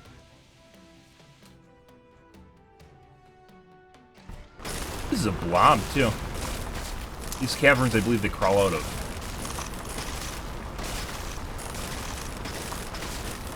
Bunch of mountains in between the stuff we have to build.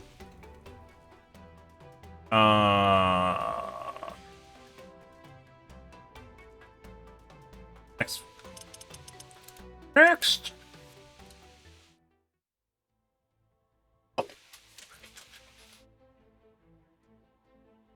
I wonder if he can just despawn all the walls. I know that seems kind of cheesy, but even like when we did the lava biome, we had to get rid of the gravity things because there's just no way you could actually deal with them in order to do survival. I don't remember if there's tech, but you have to get it like later on, like the gravity grenades and stuff. No way to build a base at the beginning of the match with the rocks spawning everywhere.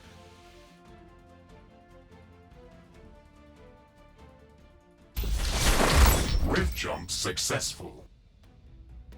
Sensors online. Weapons activated. We're ready to go. Yes, this looks good. It's a giant open area, I believe. Save game. Save game. New seed. Take a look at, see if there's any goodies here. Sometimes they give you goodies.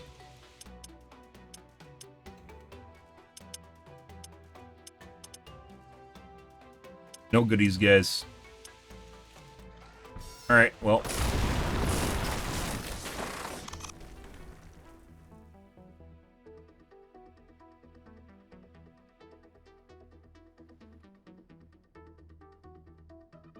Might actually not be a good map. This is like really far away.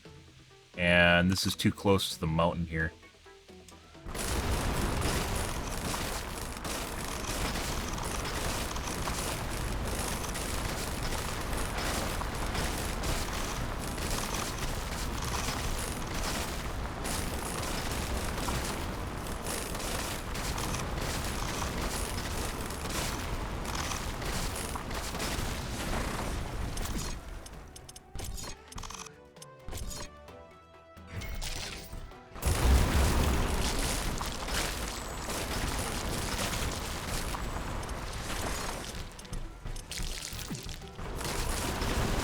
Get the uranium. This is pretty far away.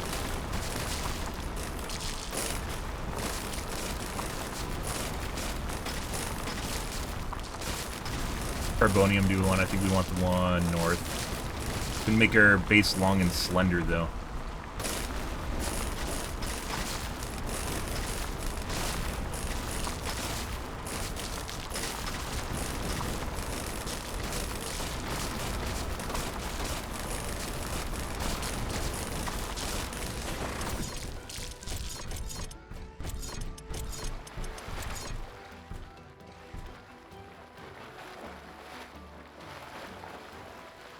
Matters where we place it as long as it's there.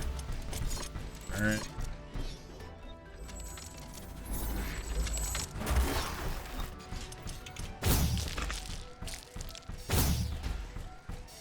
Ashley, I'm sure that our presence will not go unnoticed. We should build up our base as quickly as possible. Standard protocol advises to set up walls and sentinel towers around the base. We're gonna need- We aren't sure what to expect. We're gonna need a lot more than standard protocol, Ashley.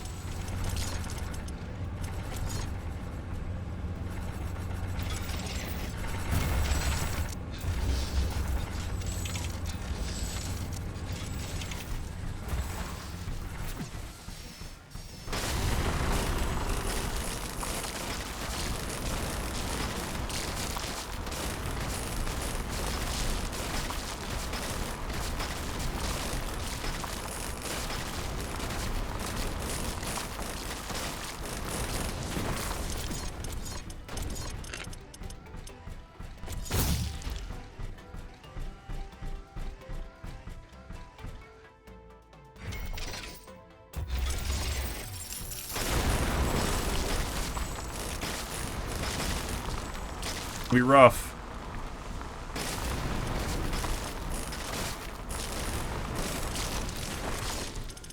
I mean, we could leave this outside the base for the time being.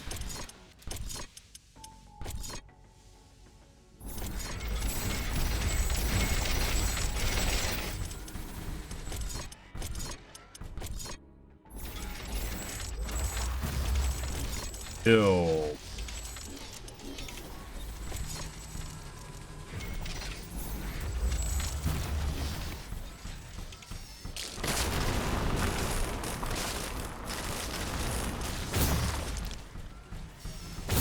Yeah, like this feels way the fuck down here.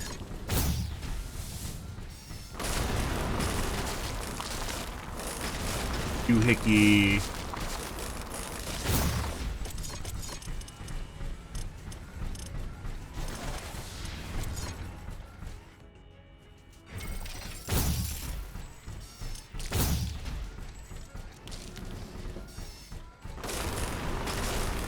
Right.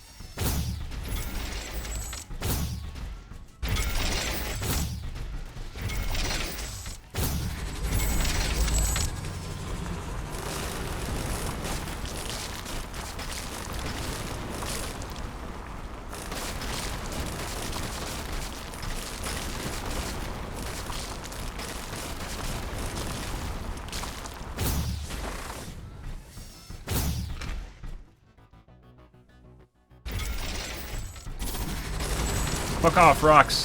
Fuck out of here.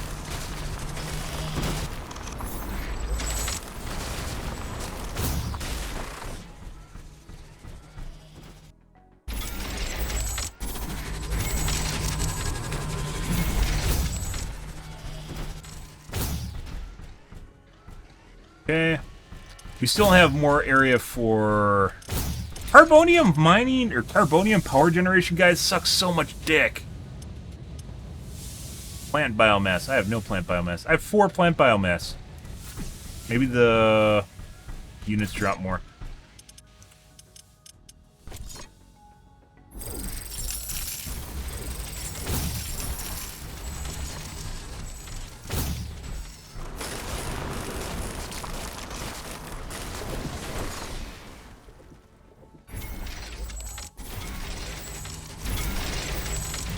Four is not good enough. Build more energy storage.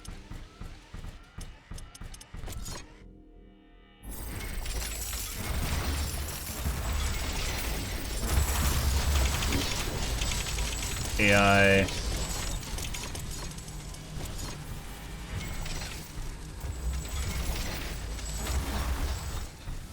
Thermal's already hooked up. Where we put the turrets is going to depend heavily on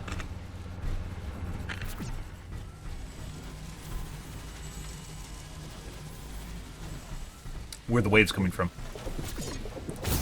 Yes, we better get started here. So we don't run too much into the next wave. We need time to repair shit after the wave washes over us and blows up half our shit. If we survive.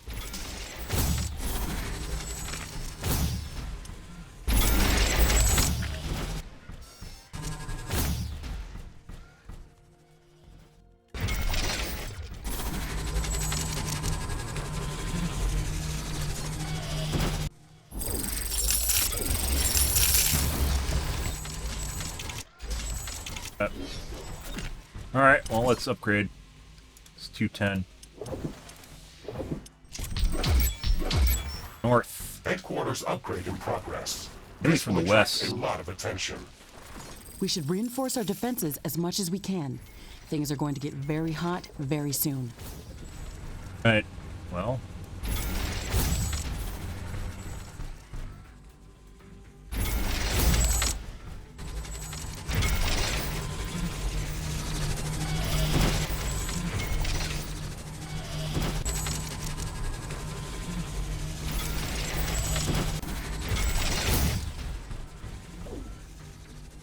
Come from rear.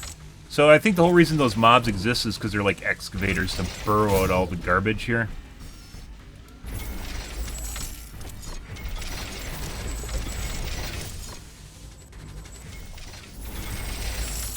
Hate when it does that. Whatever.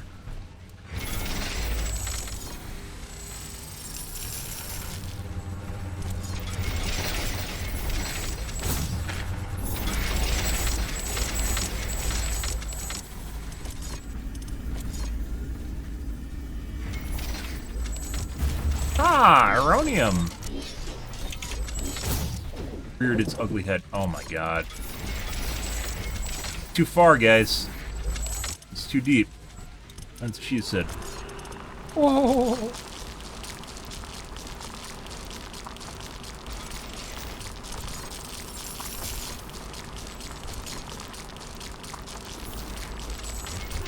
They're probably gonna explode, whatever, it doesn't matter.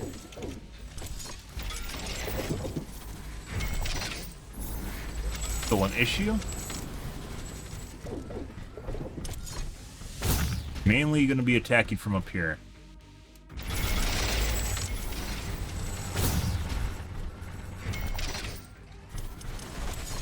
AI cores again.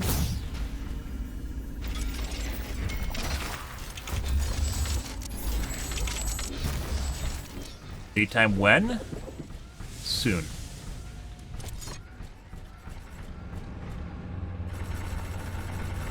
Need more up here.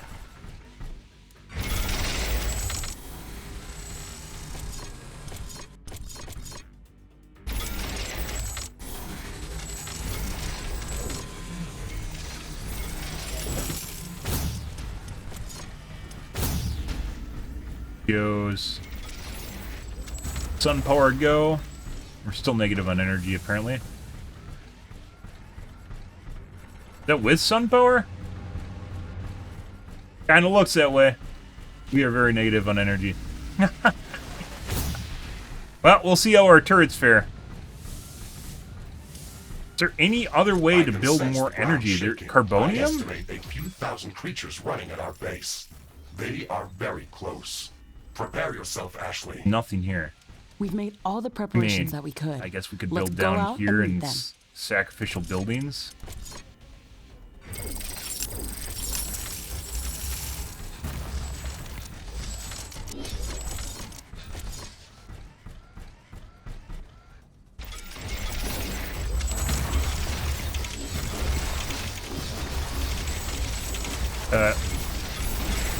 Wonderful power grid.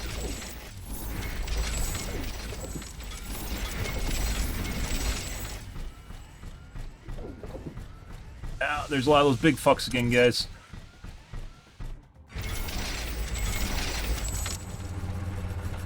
North.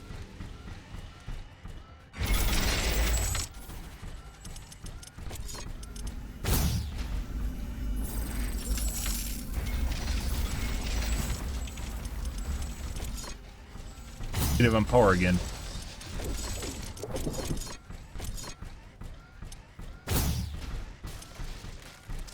Can't tell, is there? It looks like there's sunlight here, but there isn't.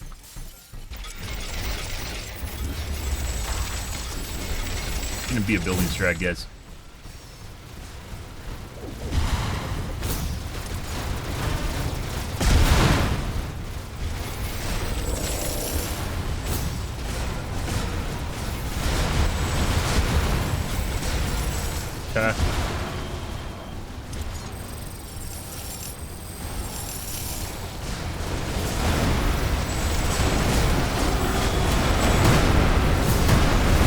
There goes the southern part of our base. They almost one-shot me.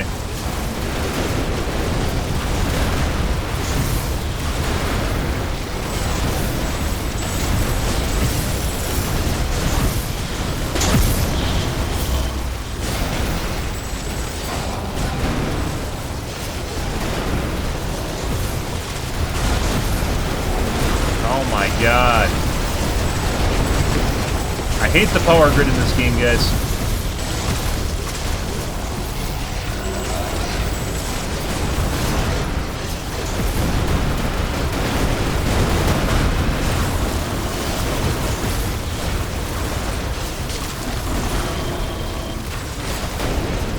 Holy shit.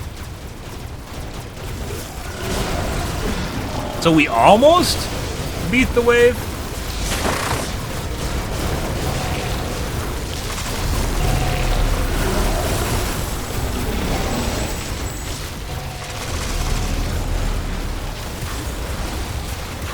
I hate the pickaxe so much. Do I have a...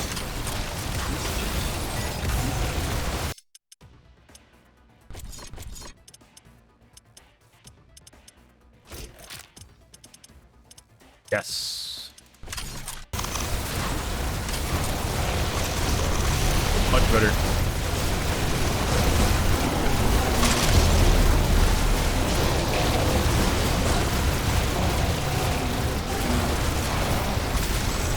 No!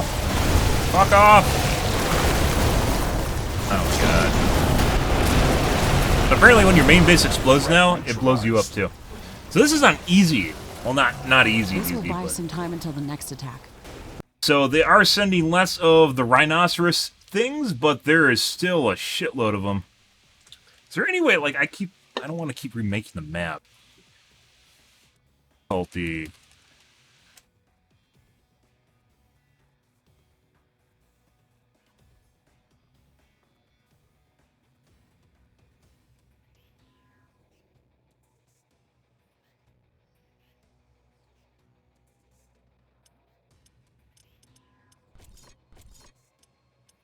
Oh my god, we didn't save. Oh.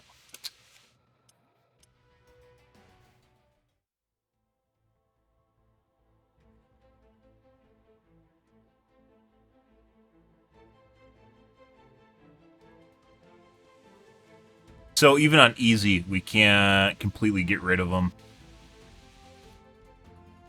Obviously, if we turn down the wave size, that will reduce the number, but that's not fun. I think we're going to have to turn down the damage they do, maybe to 80%.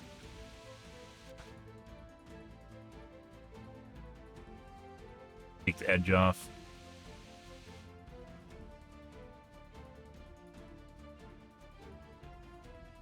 I like that base, too. I like that base. That was a good base.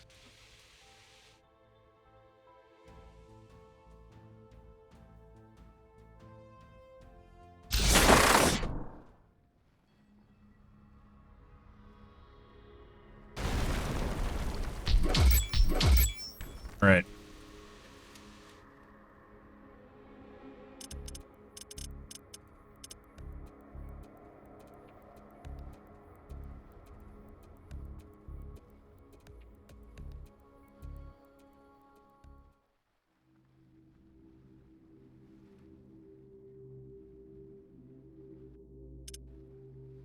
Get to the debug menu again.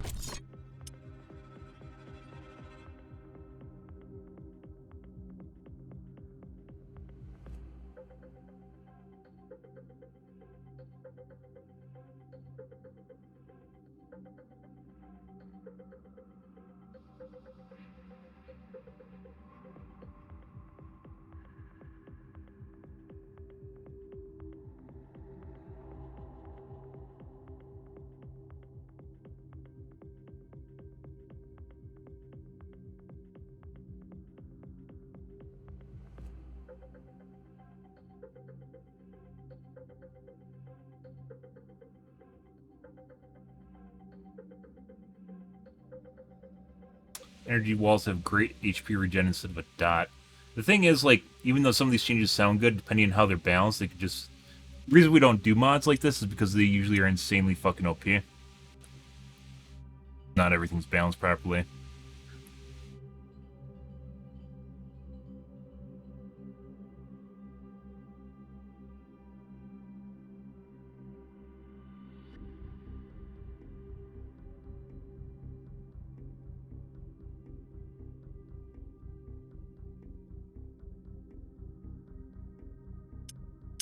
We aren't going to do this yet. That didn't work.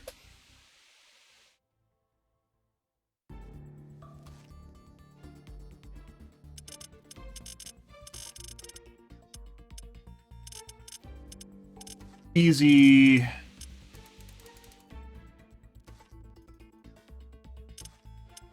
%.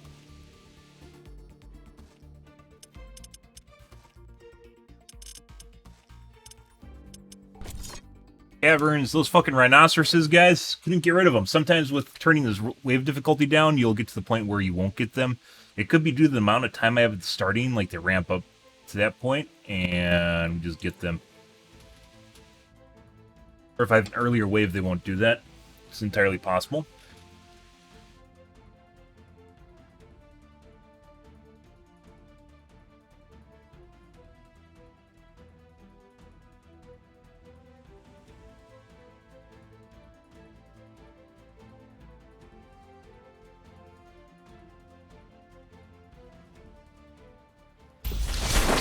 Rift jump successful. Sensors online, weapons activated. We're ready to go. The geothermal's on the other side. There is a wind here, though. Or there's just giant rock dildos between us and what we need.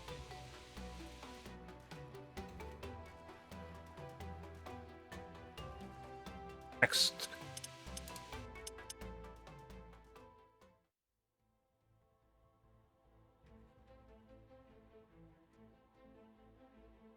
Kind of sucks when you get those walls in there. It really just messes everything up. Although natural recovery is good. What I do miss is it definitely used to have more than one spawn spot. So when each time you regenerated the map, there wasn't just one spawn spot. It seemed like there's possibly multiple viable spots in the map. They changed that, though. Made the start spot more consistent, but also at the same time, it means you only get one per map. Before we had multiple, and then we'd just teleport to the new spot. Rift jump successful. Sensors online, weapons And activated. that is We're ready to go. one big rock. Yeah, nice horseshoe there. Very good. Very good.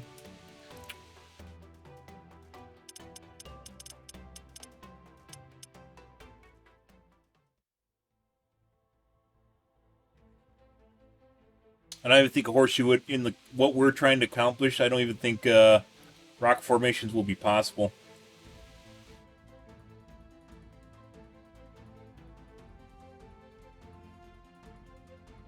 Like, it just takes up too much space when we need a shitload of space for everything else.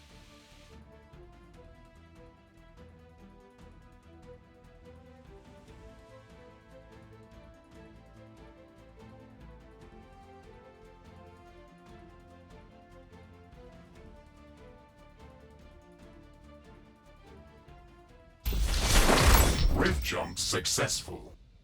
Sensors online, weapons activated. We're ready And, to go. yep. We got carbonium here and aronium here and nothing else. And rocks between us. I need to take a piss. We got pretty lucky in our first couple. 1 second, guys.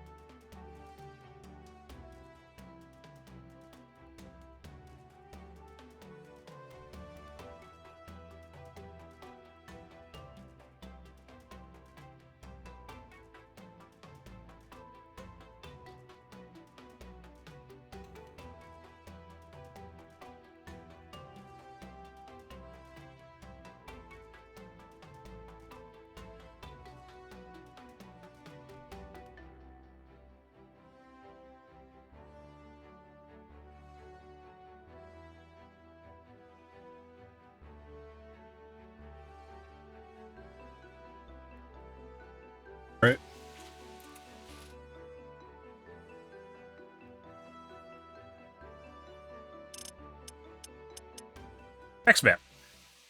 So I think even if we had more start time, that might not even do much of anything for us. It's just going to build up more of the rhinoceroses.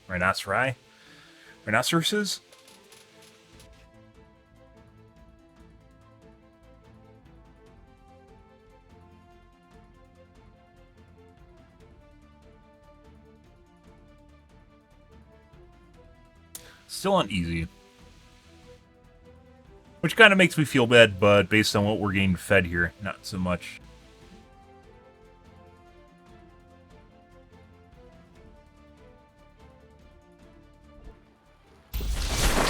Rift jump successful. Sensors online. What do we get Weapons this time, activated. guys? We're ready to go.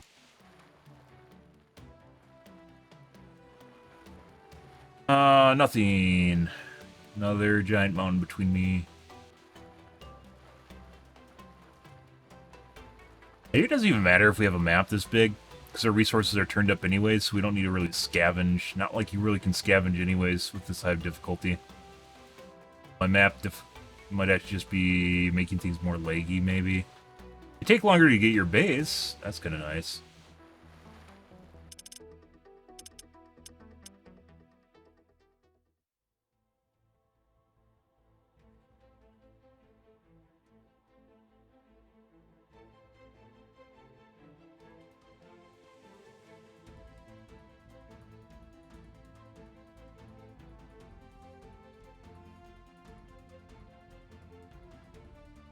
Can't get to gas. There's so many things that are gated behind research. So you can't do anything till you get headquarters 1. We haven't even been attacking the normal wave. That's the headquarters 1 wave. That's not even an attack wave.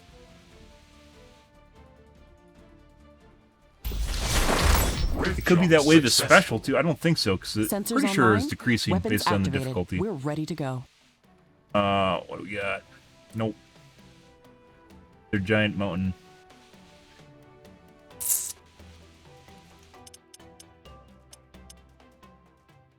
Obviously, the bigger the map is, the more time it takes to generate it, too. So.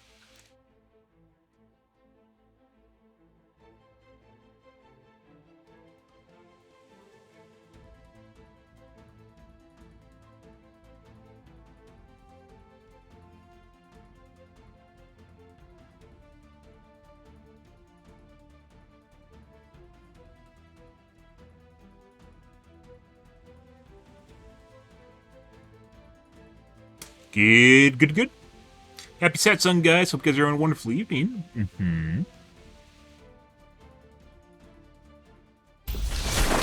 Rift jump successful. Ooh. Sensors online. Actually, no. Weapons activated. We're ready to go. It looks like it's putting more mountains in. It's like the developers watching my series like, he likes mountains. Let's give him more mountains. He wants mountains with his mountains. Next.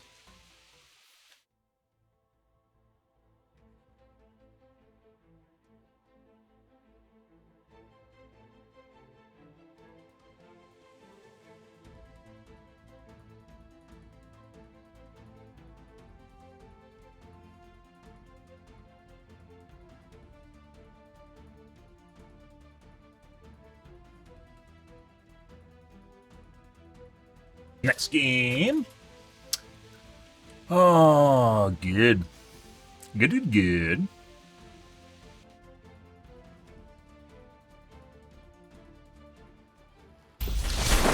Rift jump successful. Sensors online. Weapons activated. We're ready to go. Actually, kind of. We wouldn't have geothermal. Can't really see the sunlight. That is a lot of sunlight. We could try this, I think.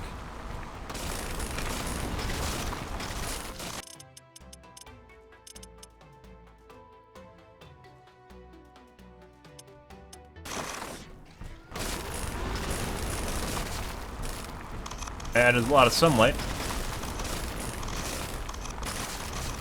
I wonder if it offsets it, like you don't have any wind or geothermal, there's just a giant patch of sunlight. It doesn't show up on the map. You think like little open squares are, and it's not sunlight, that's actually just area without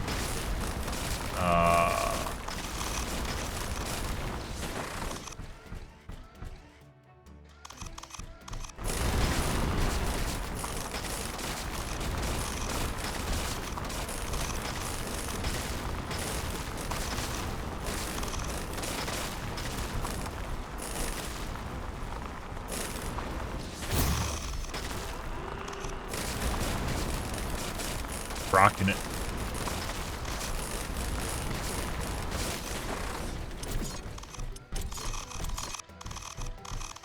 Downside is it seems like that's where all of our building space is, so. Fuck. Building space is sunlight. Sunlit? Ah!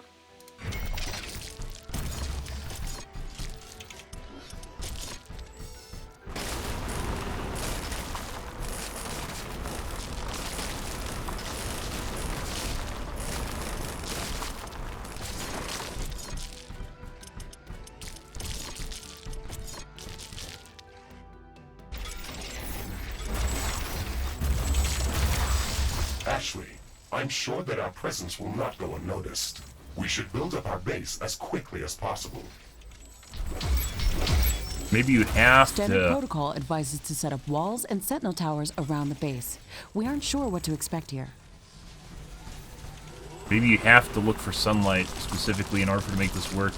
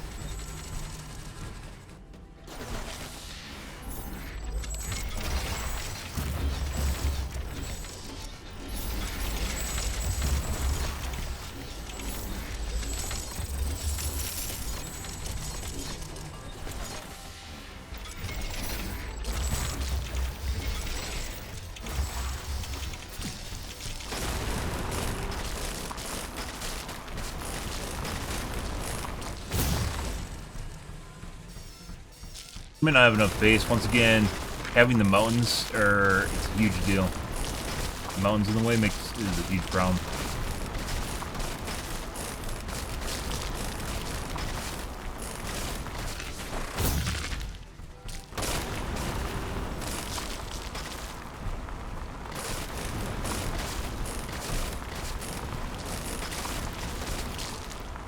This might not work.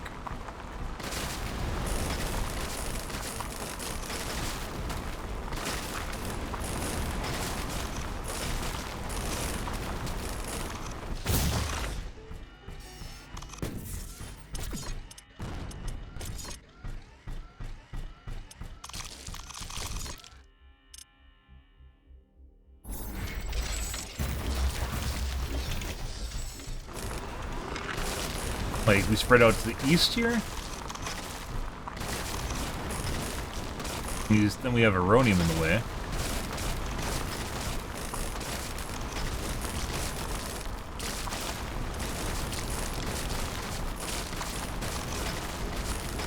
Build over to here, maybe.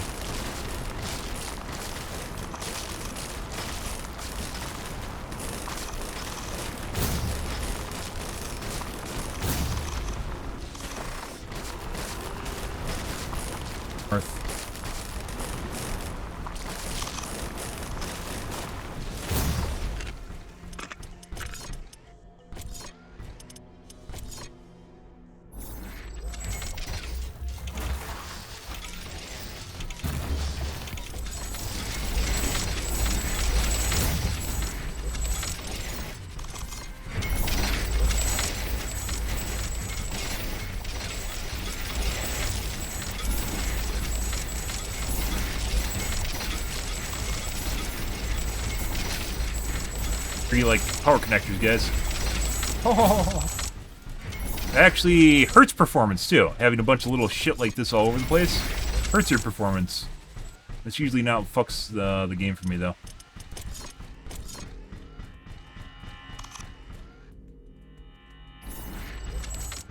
Okay.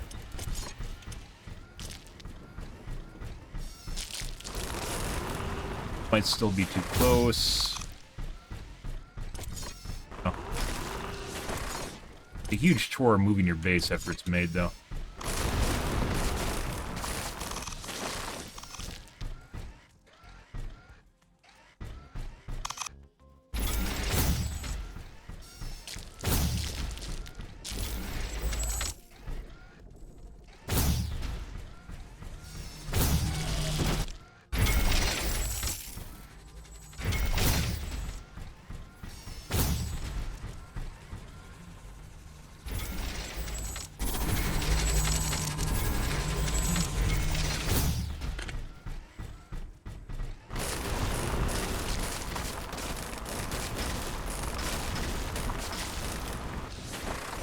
I don't think it can go around that.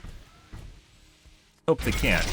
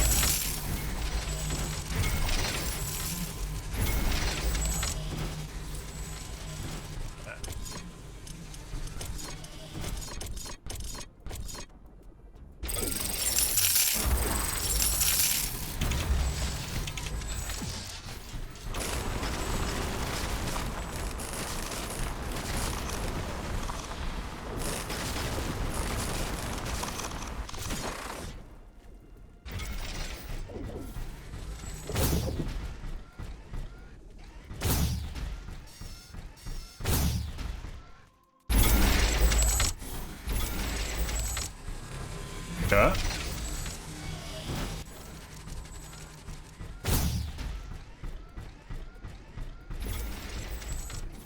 Okay.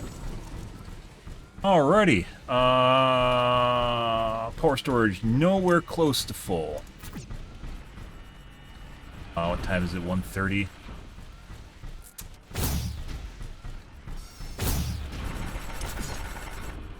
Grid. Well, we probably should have saved before we upgraded. Headquarters upgrade in Left progress. side. This will attract a lot of attention. Yeah. We should reinforce our defenses. As You much definitely as need we to be can. able to see where you Things can are going to build get very hot very solar soon. panels while the sun's down. That needs to be a thing. Not a thing, it needs to be a thing.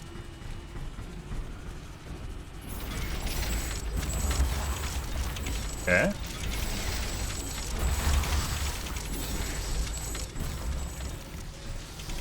That could be enough? Nah. Also, the overcroppings are annoying. But whatever. For the biome.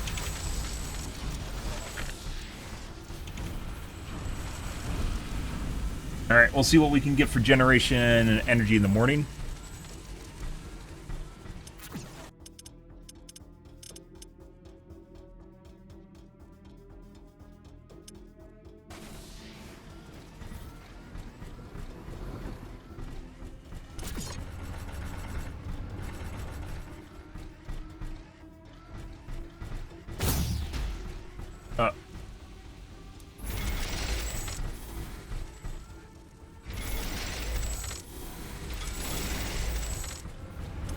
Dronium. Oh, we didn't have storage, did we? Make storage.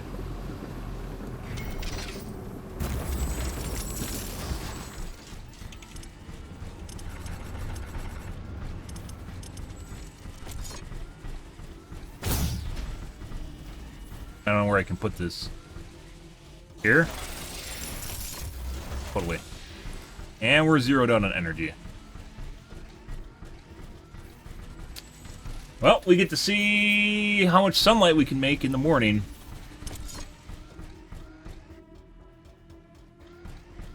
Can't build turrets because we're zeroed on energy and the AI turrets are off. AI's off.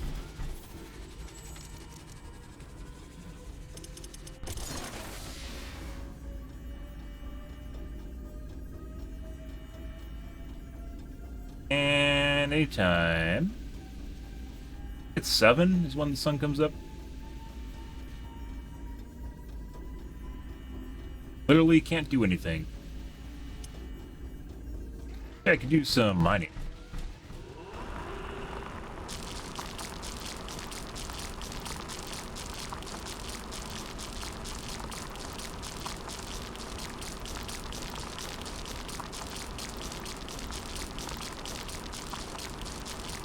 So maybe we need geothermal.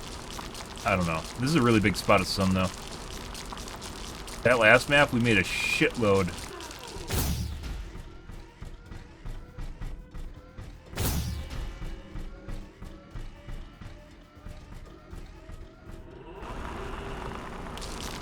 I can sense the ground shaking. I estimate a few thousand creatures running at our base.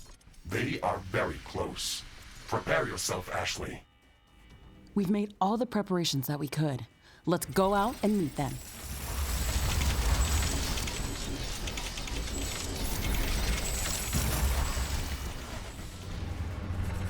Yeah.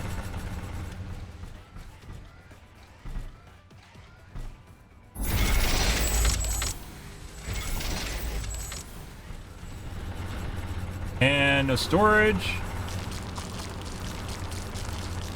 But decent number coming from the bottom. Still short on power.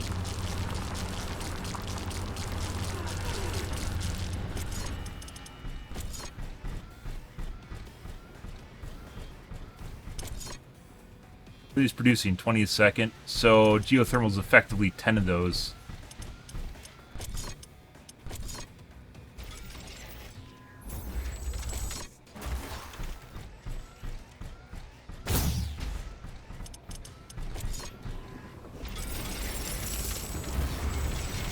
Because of the way this biome's set up, we might just turn off the day-night cycle too. Which I like the day-night cycle. Got it.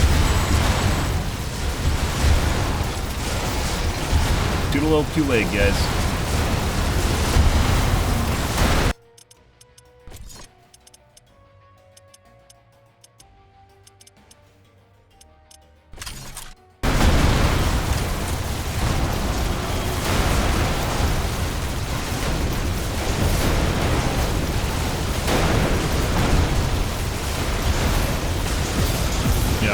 We basically wasted like 6 hours where we couldn't do shit.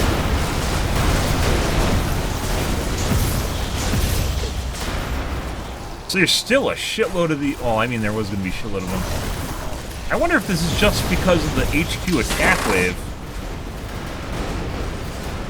Like, there's almost nothing you can do until you get to HQ2. As far as, like, research and actually, like, strategizing goes in your base.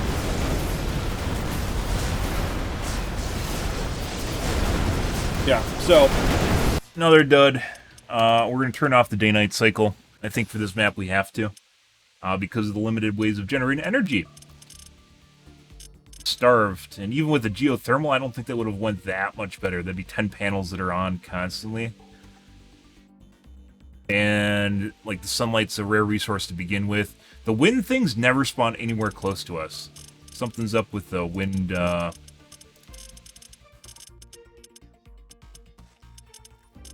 generation, so that's what we're gonna do. We didn't even get to test out the damage factor because we were just hamstrung. It would have been better if we had a geothermal. I think that's basically where we have to have, but if solar was on constantly, we would have actually had a chance because then we would have been able to figure out where we can build buildings too, and then possibly had a better idea of how to expand.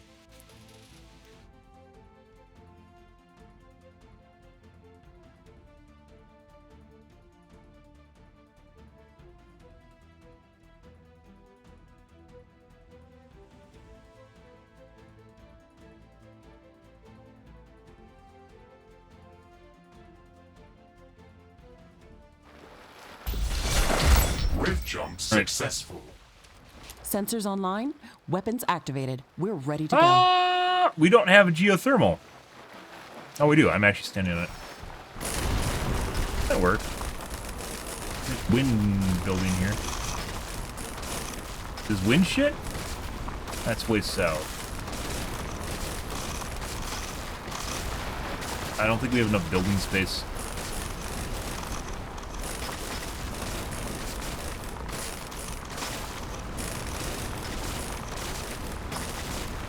Like, this looks alright, but then there's just too much carbonium. And the mountains squish you in.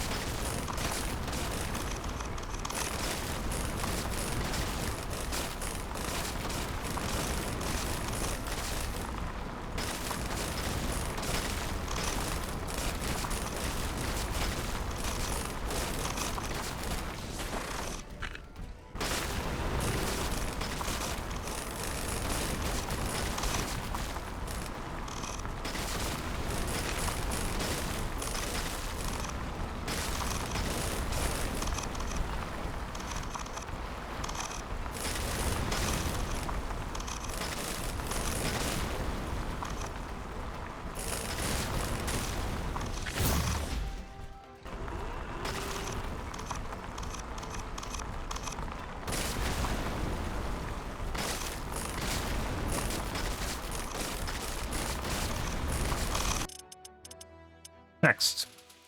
Good evening, match. Good. Happy Satsang, guys. Hope you guys are a wonderful evening or morning, depending on where you are in the world. It's trial and error, guys. Trying to figure out where we can put down a base is a big deal.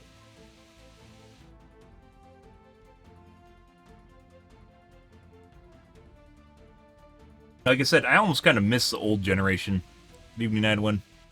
Miss the old map generation where there's kind of a little bit more sporadic, but that's also because I'm using a cheat. So I suppose if you are not trying to actually, like, you just want to, just do a survival map, right? It'd make more sense the way they have it set up. Jump successful. Sensors online. But not if you actually... Weapons activated. We're ready to go. Is that cobalt? No. Actually, no. This looks big, but it's not. All of the mining operations are outside of our base. Even if you're like, just make a disposable mining operation, those eventually explode. Your base basically becomes surrounded, and they're going to explode, and you're going to get strangled. So, next.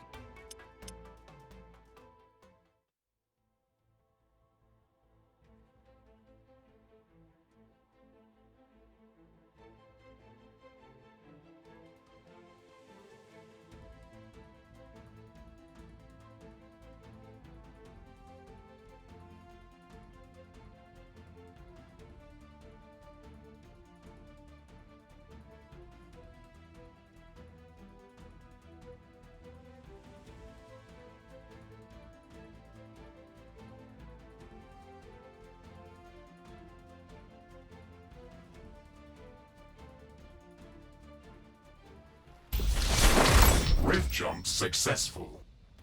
Sensors online. Weapons activated. We're ready to go. So we need Aronium too, and despite there being a nice open area here with the geothermal, the Aronium's way down here.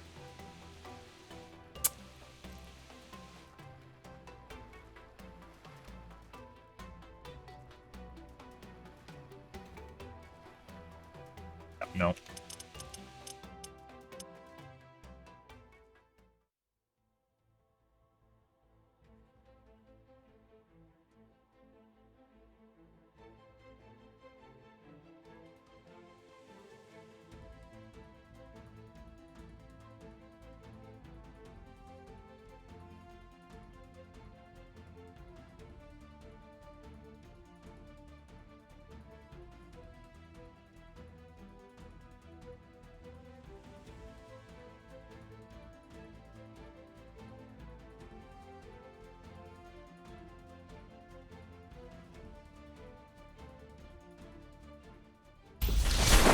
Rift jump successful.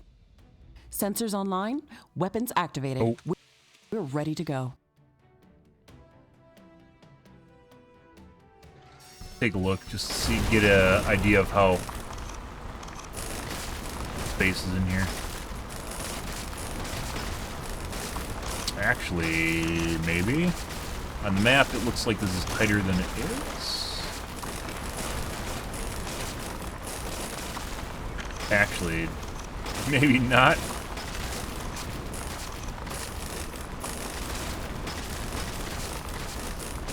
Nope, she's tight. She's tight, guys. I'm not fitting in there. Oh!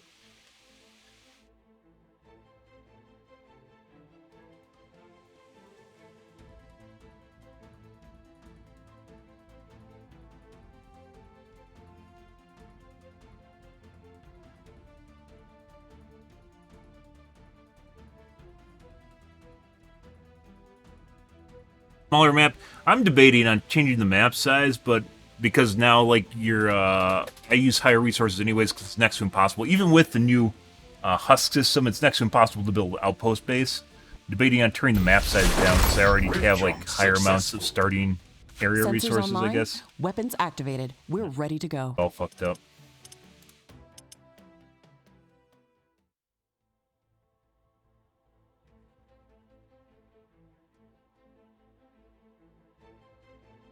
Turn down the map size, though, the mobs would take less time to get to the base, so they'd surround my base easier, which I guess would make things more difficult.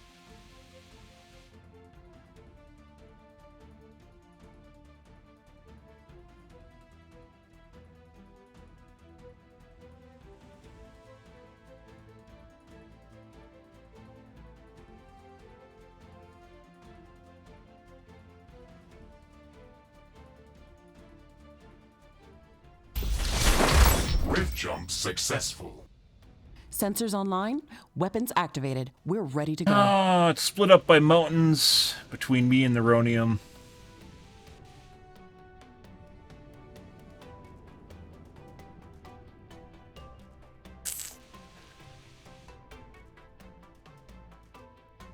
There really isn't, like, there isn't options either. Like, if I went over here, there's 2 geysers, but then Carbonium's way over there. You only get, like, one good starting spot, and down here kind of works, but it's all between shit. Next map.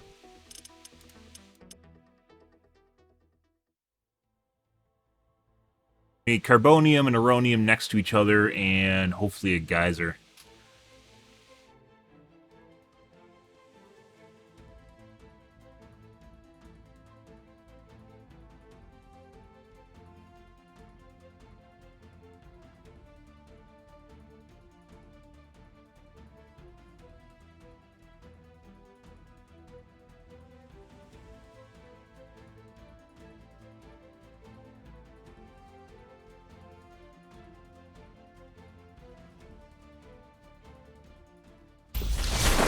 Rift jump successful.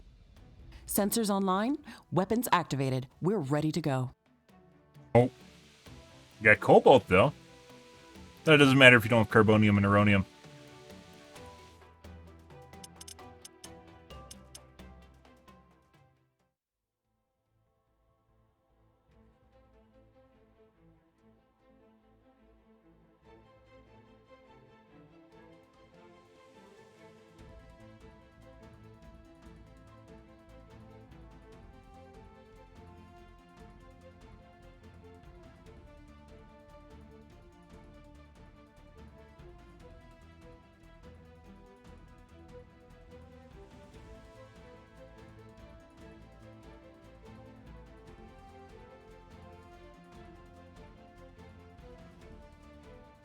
Bigger the base is, guys, astronomically more resources it takes to, Sensors geyser. online. Weapons Defend it. activated. We're ready to go.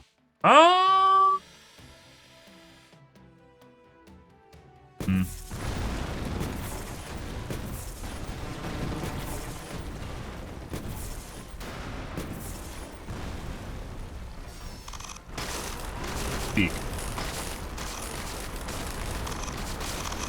Got a geyser, Carbonium, we can't access that one, but there's an Rhonium up north. Leave it like on the edge of our wall, but I think we can make this work.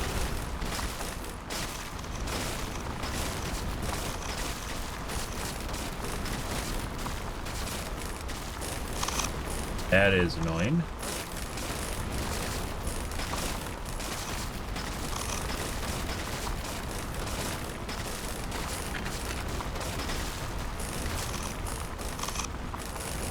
That's also annoying.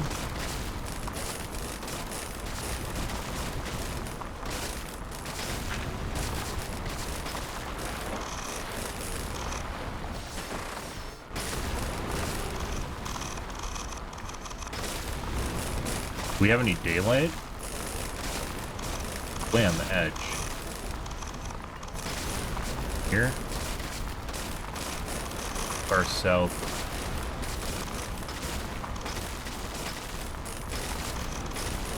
Wind is almost entirely inaccessible. Map. I don't know how they expect you to, like, defend resources in the normal game. Like, obviously I'm playing a little bit special here, right?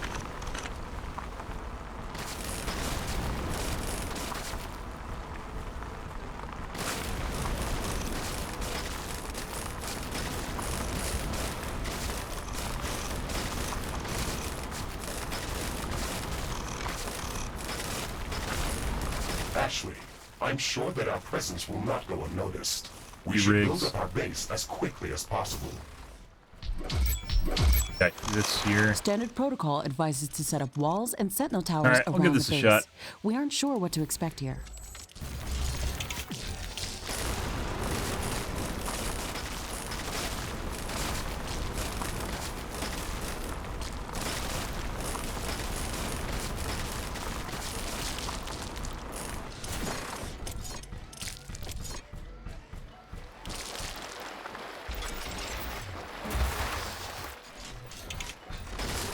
Drop. Get out here. Bringing my sunlight. Need my vitamin D. Phonium. Kind of off on the side. Go long.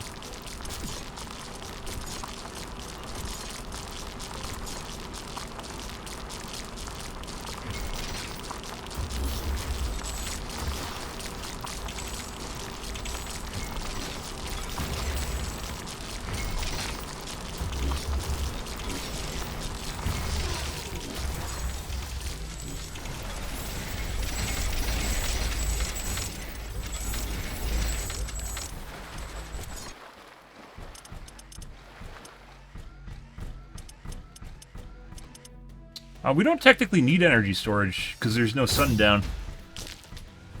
Actually, we still might because turrets fire, so that's not entirely true. It's not. I don't need it for what I was using it for.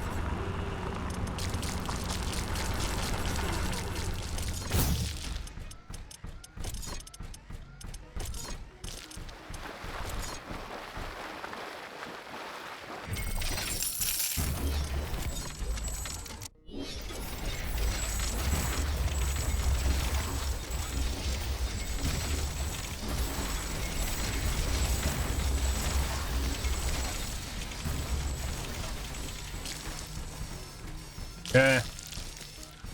Uranium, is this the one we want?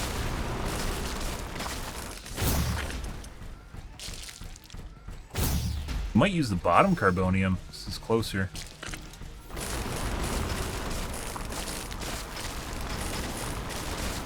I don't know. Maybe.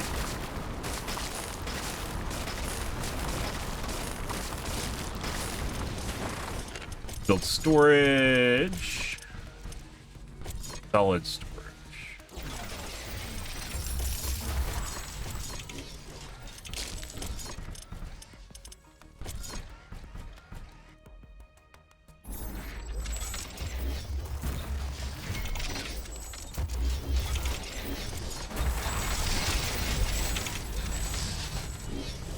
Another little peepee hole that they're gonna fucking come through? Yeah. These, like, they don't even give you, like, nice mountains either. They're like shit mountains that have little holes in it and make it even more difficult to defend.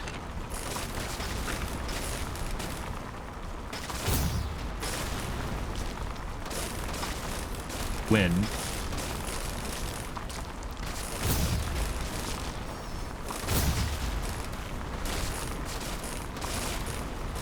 north and see what's going on up north here.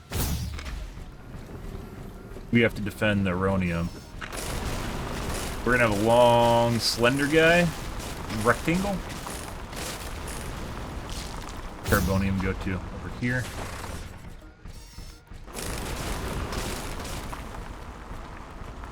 Okay.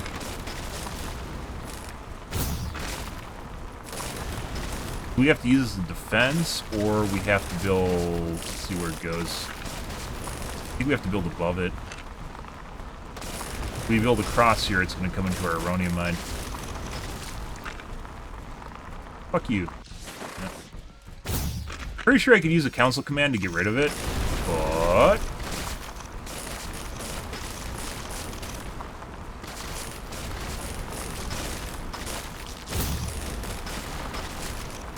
Right, there's geothermal there. That's weird.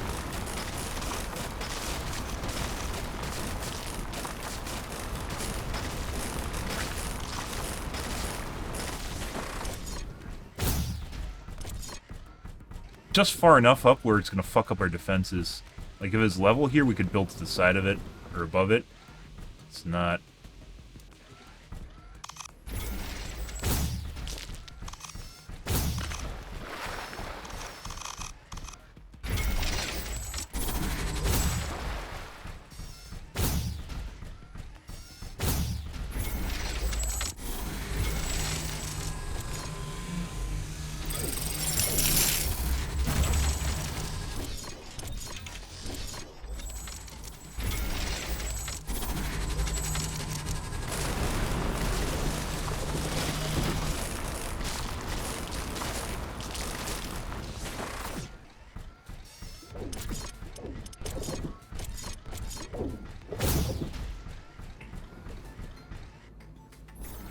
Big Mamba Jamba, guys.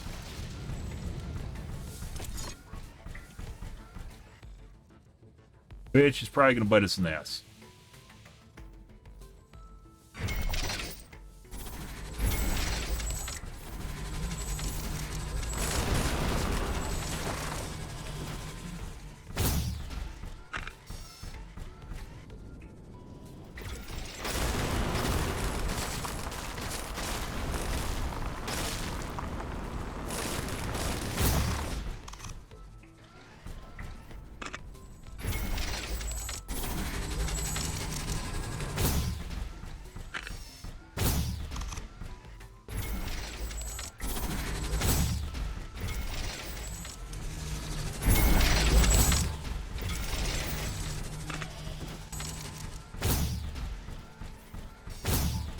Need a tool that builds like a 4-wide brick.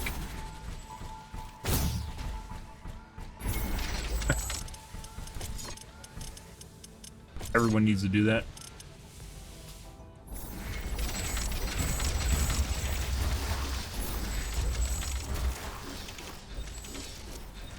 $19.1, very exact. All right, we got ore over here now. Oh.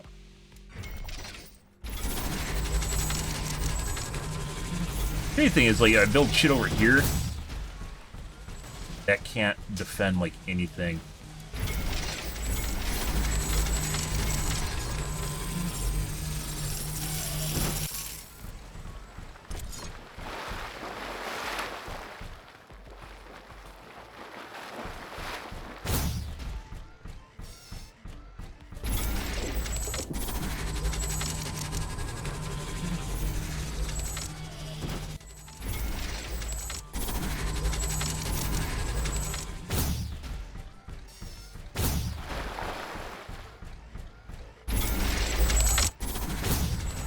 You're just like, because of the way this works, the bigger your base is, they just come around the sides of it and start fucking it on the side, so. You got a hole right here, yes I do.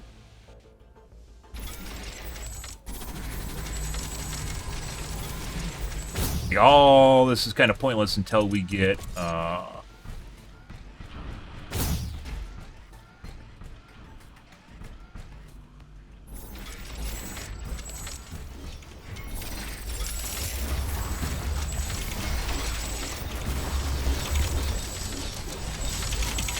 geothermal in the north. There's carbonium in the south.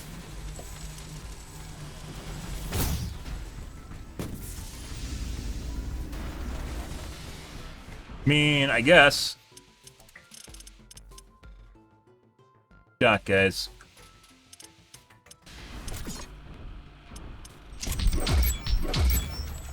Headquarters 3 minutes upgrade between in attack progress. waves. This will attract a lot of attention. Southwest or We southeast, should excuse reinforce me. our defenses as much as we can. Things are going to get jeez. very hot very soon.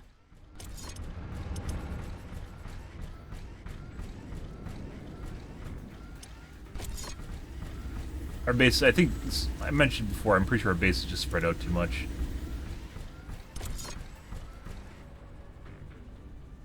This corner is going to take a lot of the brunt. Then also this area is, and then a little bit up on the side here.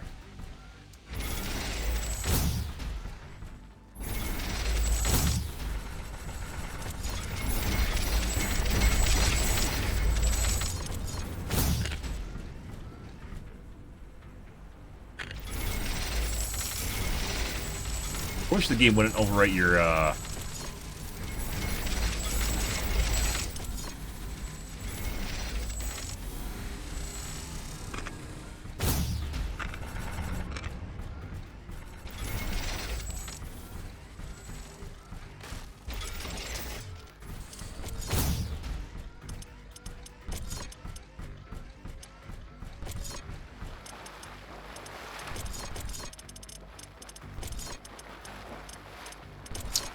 walls.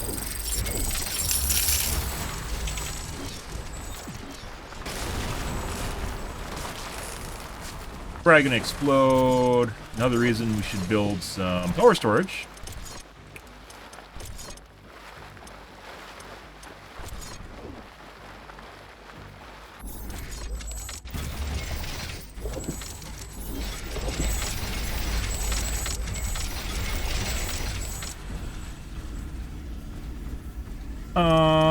Let's see.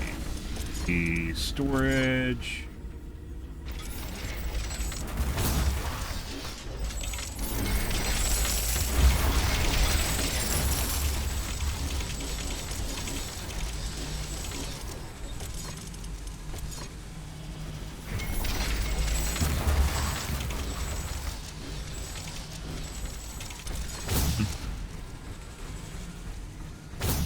We need more over here, still.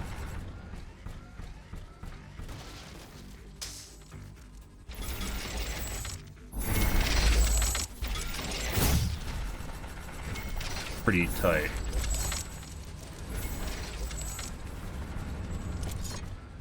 You really get the big boost when you get the higher level walls, but we can't afford that right now, so. Because we don't have the next level of buildings, of research buildings, so. I can sense the ground shaking. I estimate a few thousand creatures running at our base. They are very close. Prepare yourself, Ashley. We've made all the preparations that we could. Let's All go right. out and meet them. They show up. Aren't going anywhere, Ashley. I'm sorry to say.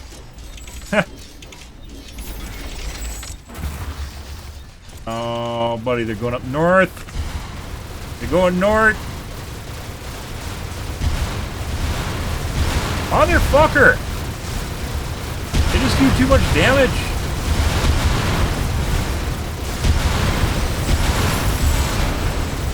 Begin, Zerg Wall. And they fucking one-shot me, too. Absurd.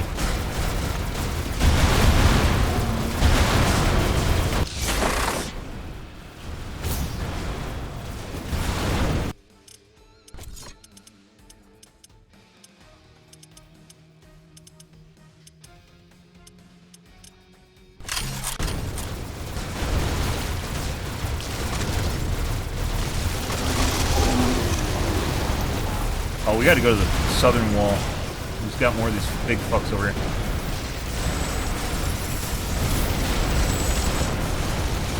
Done.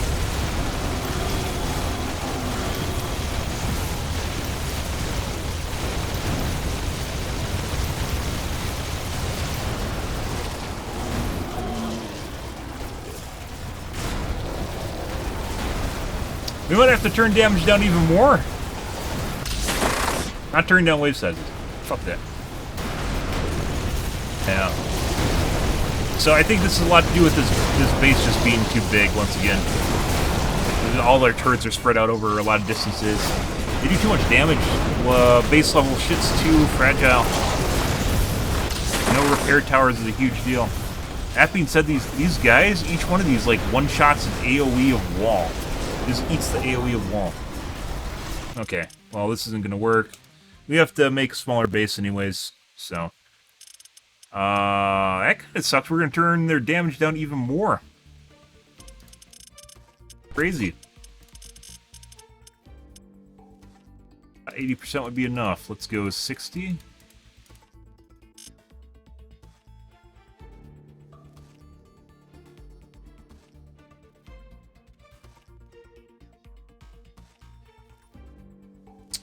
Like, there needs to be, like, an efficiency cost reduction. Right now, like, when you build stuff, in order to build more, you just have to build bigger.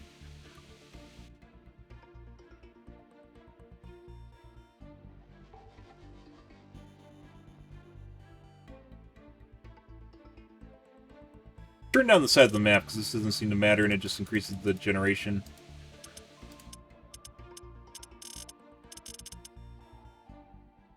Because our resources are turned up anyways.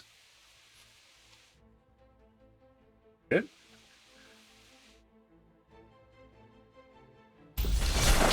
Rift jump successful. Sensors online, weapons activated. Yeah. We're ready to go. This just fucks with me. No. Actually, maybe. I don't... Look how tiny that map is. It doesn't even fill up the little box. How's this default?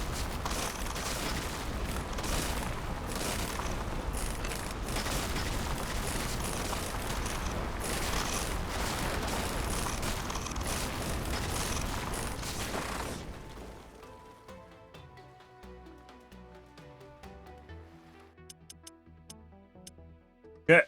We're going to turn the map up a little bit.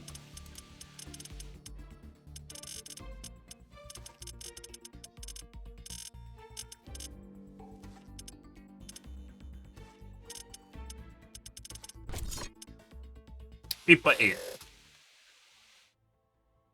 Mm-hmm.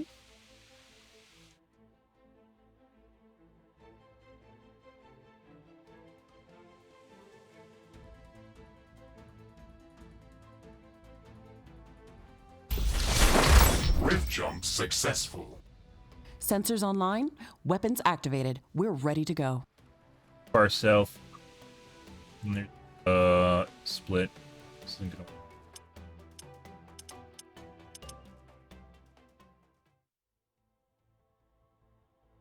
Probably should make sure that there are all the rare resources on it. I think it comes palladium, cobalt, and uranium. Not that uranium's useful at all, because the prerequisites to get nuclear power are so deep in the tech tree. Sensors online, weapons activated. We're ready to go. Giant turd in the center there. I don't know what the purple one is. I don't remember.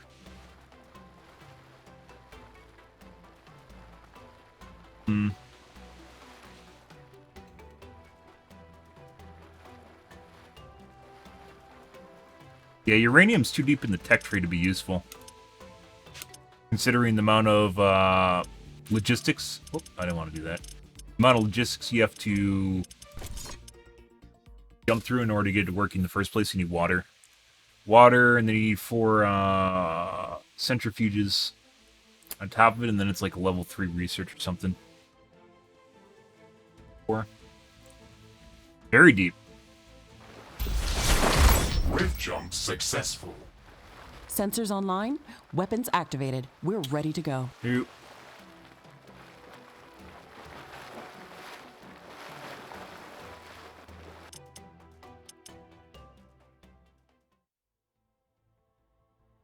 Yep, they haven't even found a starting base. Well, actually, it's not just that. Like, the new biome definitely has some learning issues, mainly with those rhinoceroses or whatever. We can't get past that shit. That's from upgrading the HQ. And you can't get shit without upgrading the HQ, as I mentioned before. The communications hub, you need that in order to do anything in the game, so... Sensors online. Like, Weapons it's just activated. literally a We're litmus ready test to on whether go. or not we can actually accomplish anything in the game.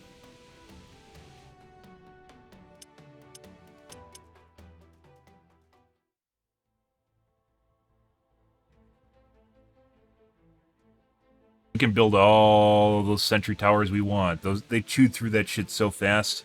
The walls and everything. There's 4 layers of walls.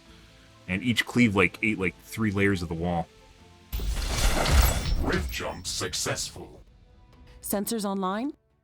Weapons activated. We're ready to go. Oh, this is horrible. This is a horrible seed.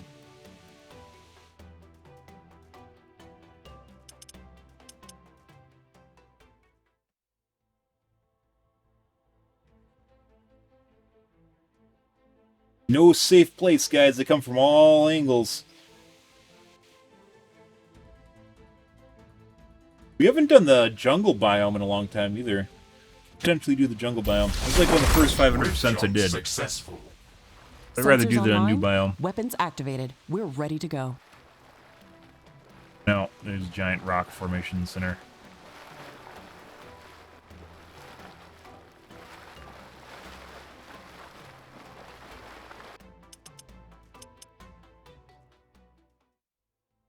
Next map. Next map.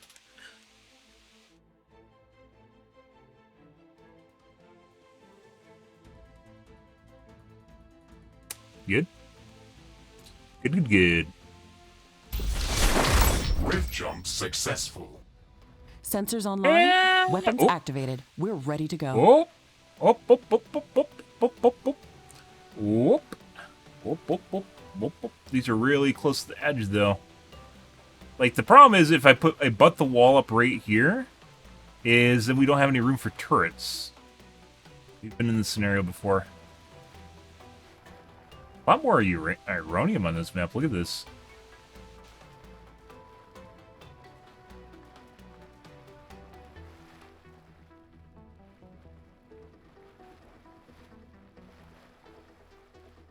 Look down here and see what this is. Yeah, like this is too close to the wall.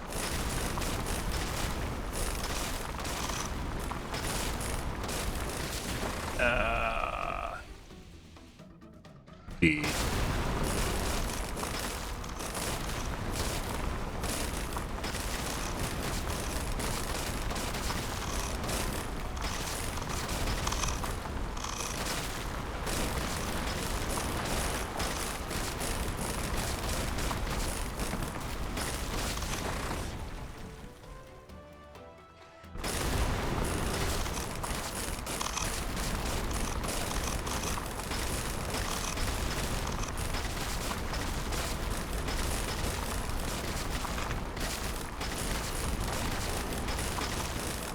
Far south.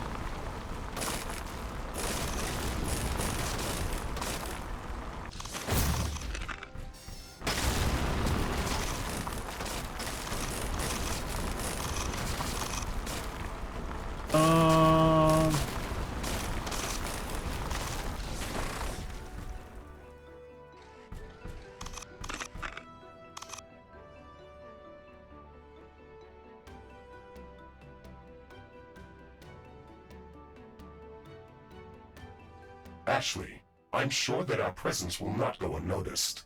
We should build up our base as quickly as possible. Standard protocol advises to set up walls and sentinel towers around the base. Go like We aren't this. sure what to expect here. Rectangle here instead of exclude the bottom one.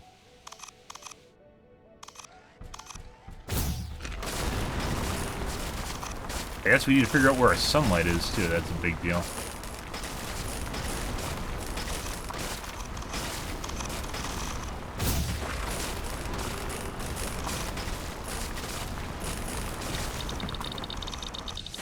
The map? It's on the map. Weird. Honestly, looks like we don't have accessible sunlight here. A little bit there, and a little bit here, but this is already further south. this.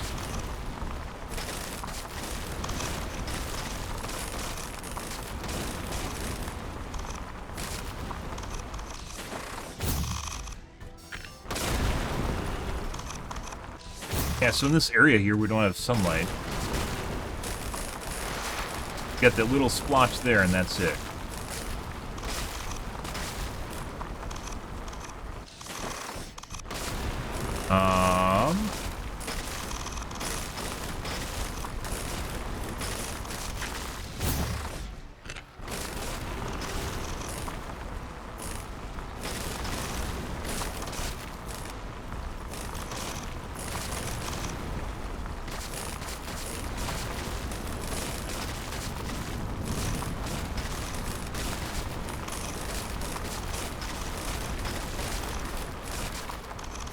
Uranium's kind of pointless. You think it'd be a cool resource for nuclear? We've tried that already. It doesn't work.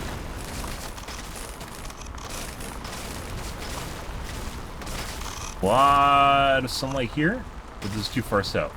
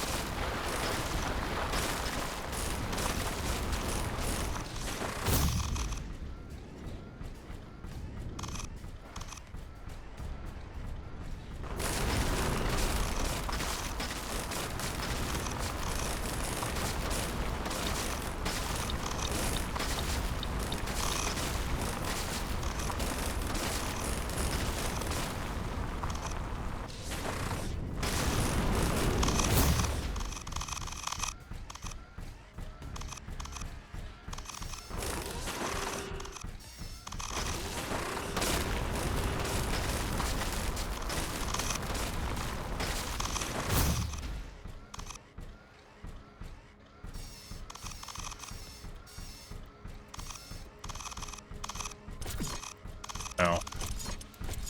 Well, we have it opened up. Here we go.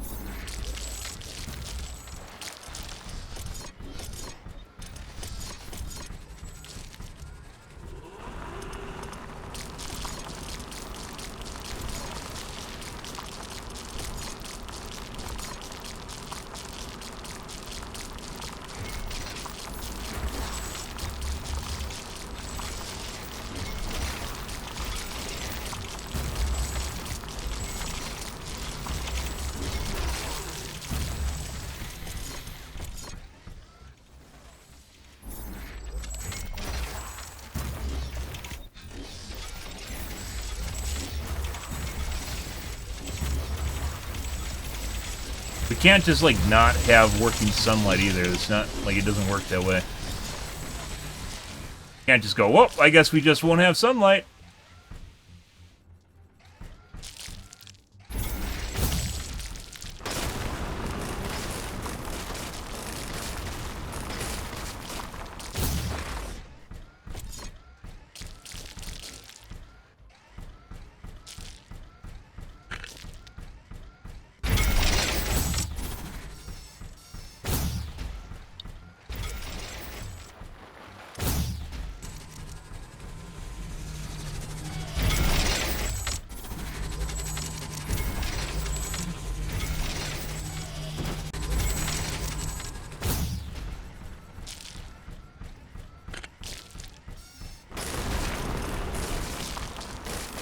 It's also kind of a litmus test to see whether or not turning those big fucks down to 60% is even going to allow us to survive. Because we might not. They might come over here and just fuck us in the ass, guys. That's the way it goes. Sorry.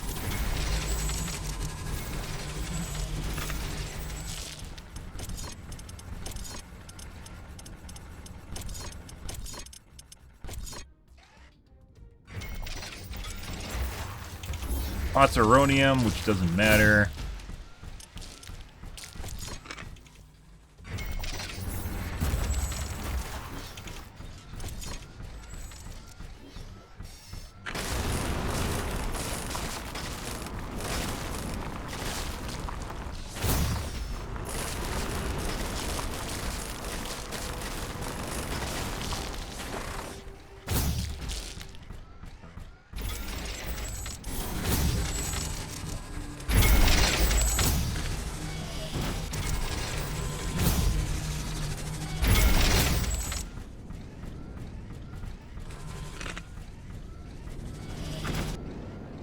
We can just build around. Not part of our defensives.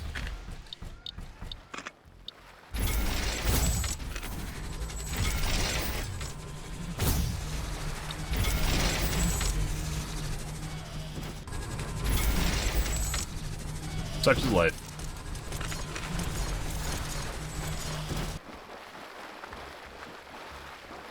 I don't think we can even build on this. Where is it X'd out? There.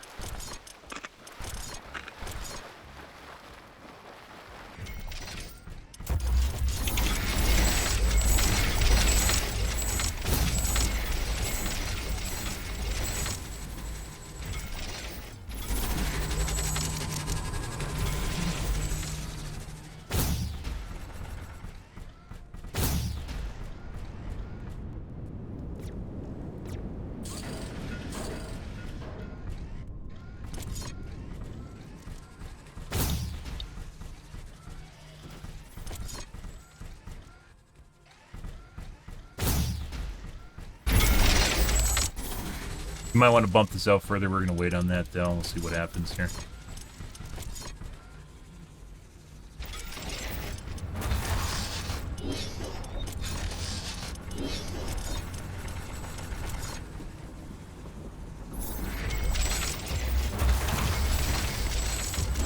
It's bomb. What do you mean, dude? Yeah, we're still short on power here, guys. There's a splotch there that's undefendable for the most part. We could build a sacrificial node. A little bit over here. Then this is going to go into our turret line.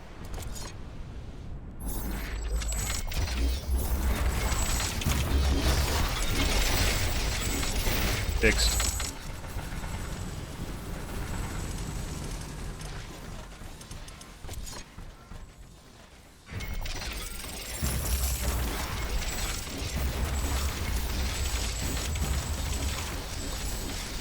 Okay.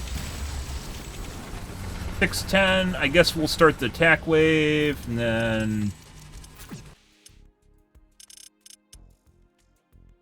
see how it goes. And see if 60%, like I mentioned, if the rhinoceroses do way too much damage still, like, it doesn't matter. We're just gonna have to restart again. So We should reinforce our defenses as much as we can. Things are going to get very hot very soon. really doesn't matter. We'll have to restart if they're insta-give our walls again.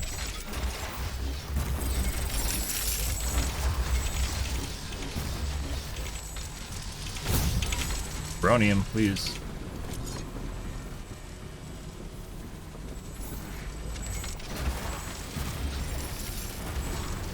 Yeah.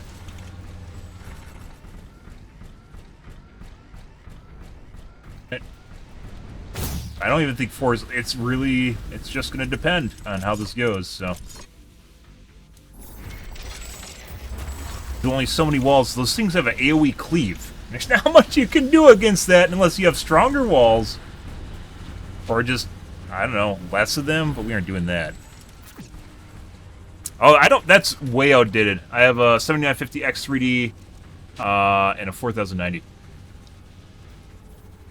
Mind you.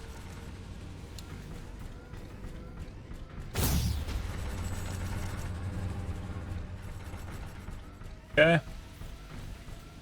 GPU is running at 95% right now for some reason. Weird. Turn down. We're still generating power. That's good. All right.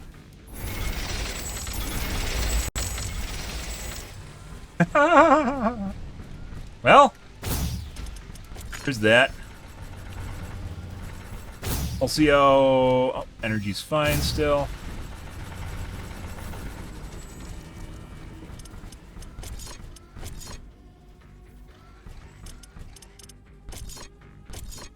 I mean, at this point, we are just trying to get past the first wave, guys, so... Put down some sacrificial solar over here. Just to see if we can even beat it.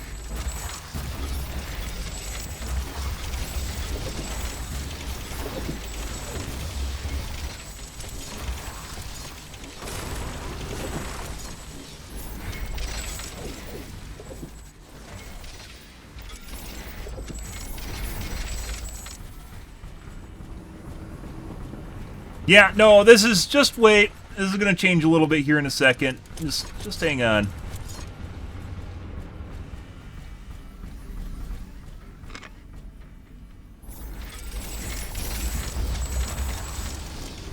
That does. Obviously, when the Sentinels start firing, it's going to use a shitload of power, too.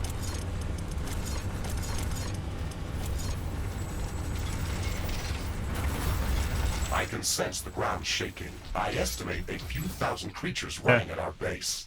They are very close. Prepare yourself, Ashley. We've made all the preparations that we could. Let's go out and meet them.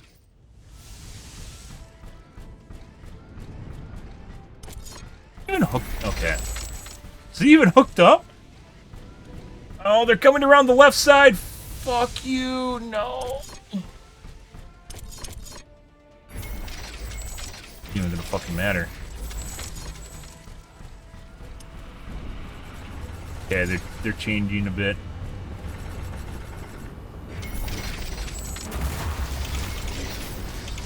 Still gonna need turrets on the left. Oh my god. I think we'll be alright. We're gonna have to put some down here though. Dude, this is at 60% damage, and they still give the fucking walls.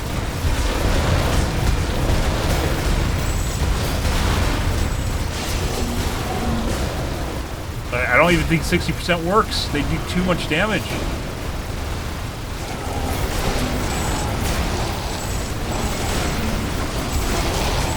Fuck you. Fuck you.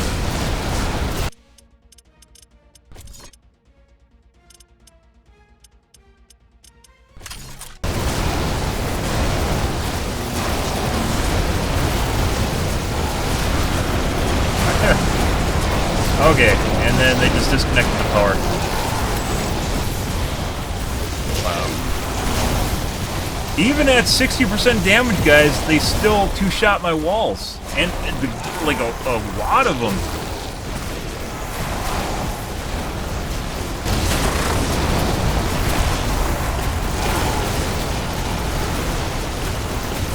And there's a shitload of mobs behind them, too. Like, look at this.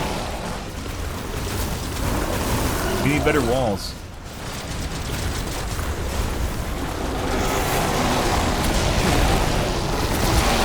Well.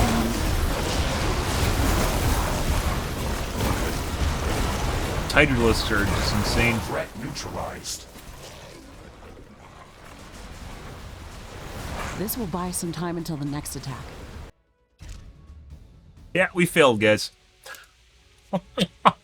Jesus Christ. We might not even get a base down tonight. Yeah, we might not even get a base. I don't know if I want to do another iteration. So we are at 60% on enemy damage factor. I like never before in all my other like 500 and 2,000 percenters. I never turned down enemy damage factor up until now. Those guys, it must do like some sort of special siege damage, and it just gives you walls. And we're on easy waves, too. It means there's less of them. We were on brutal before, or hard, and they just spawned more. I don't even know if it's base. This might just be your normal waves, and not the special wave that comes with your HQ. We still have to figure that out, so.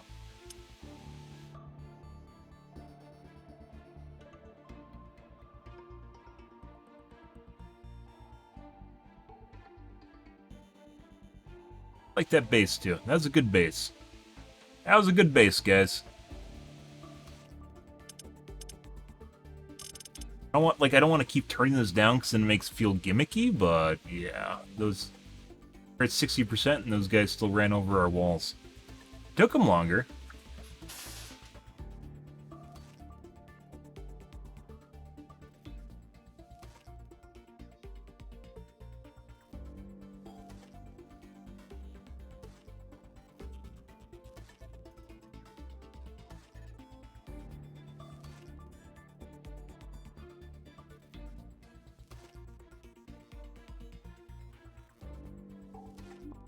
Yep.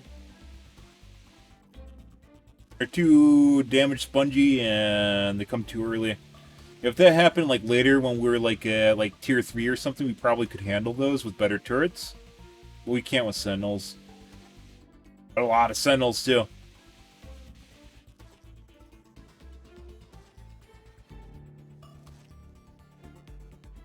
Like, besides cheating and giving ourselves, like, tech or something, I think we have to turn down the damage more.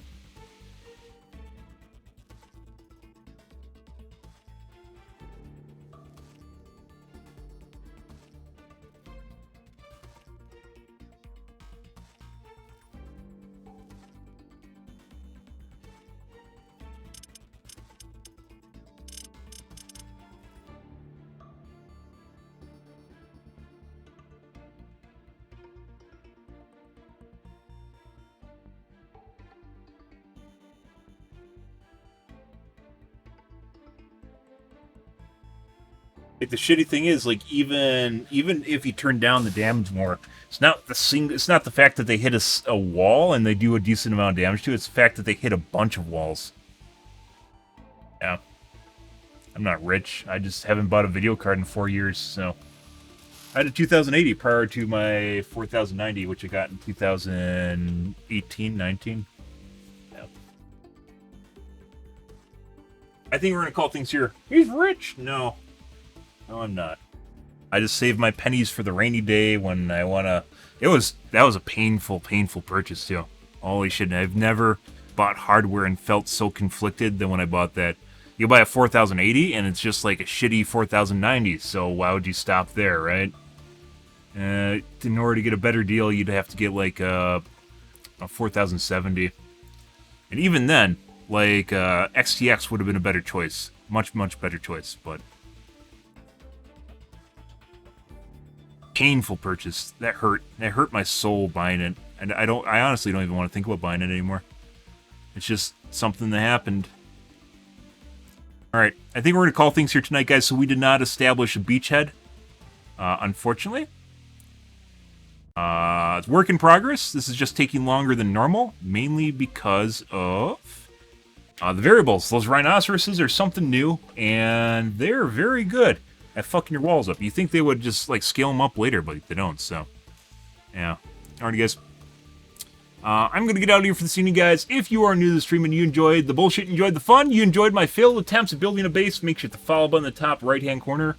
I usually stream every day from evening to late night, GMT-6, so 8 to 9 p.m. Central Standard Time to 1 to 2 a.m., give or take. Depends what's going on in my life, what's happening, etc., etc., guys.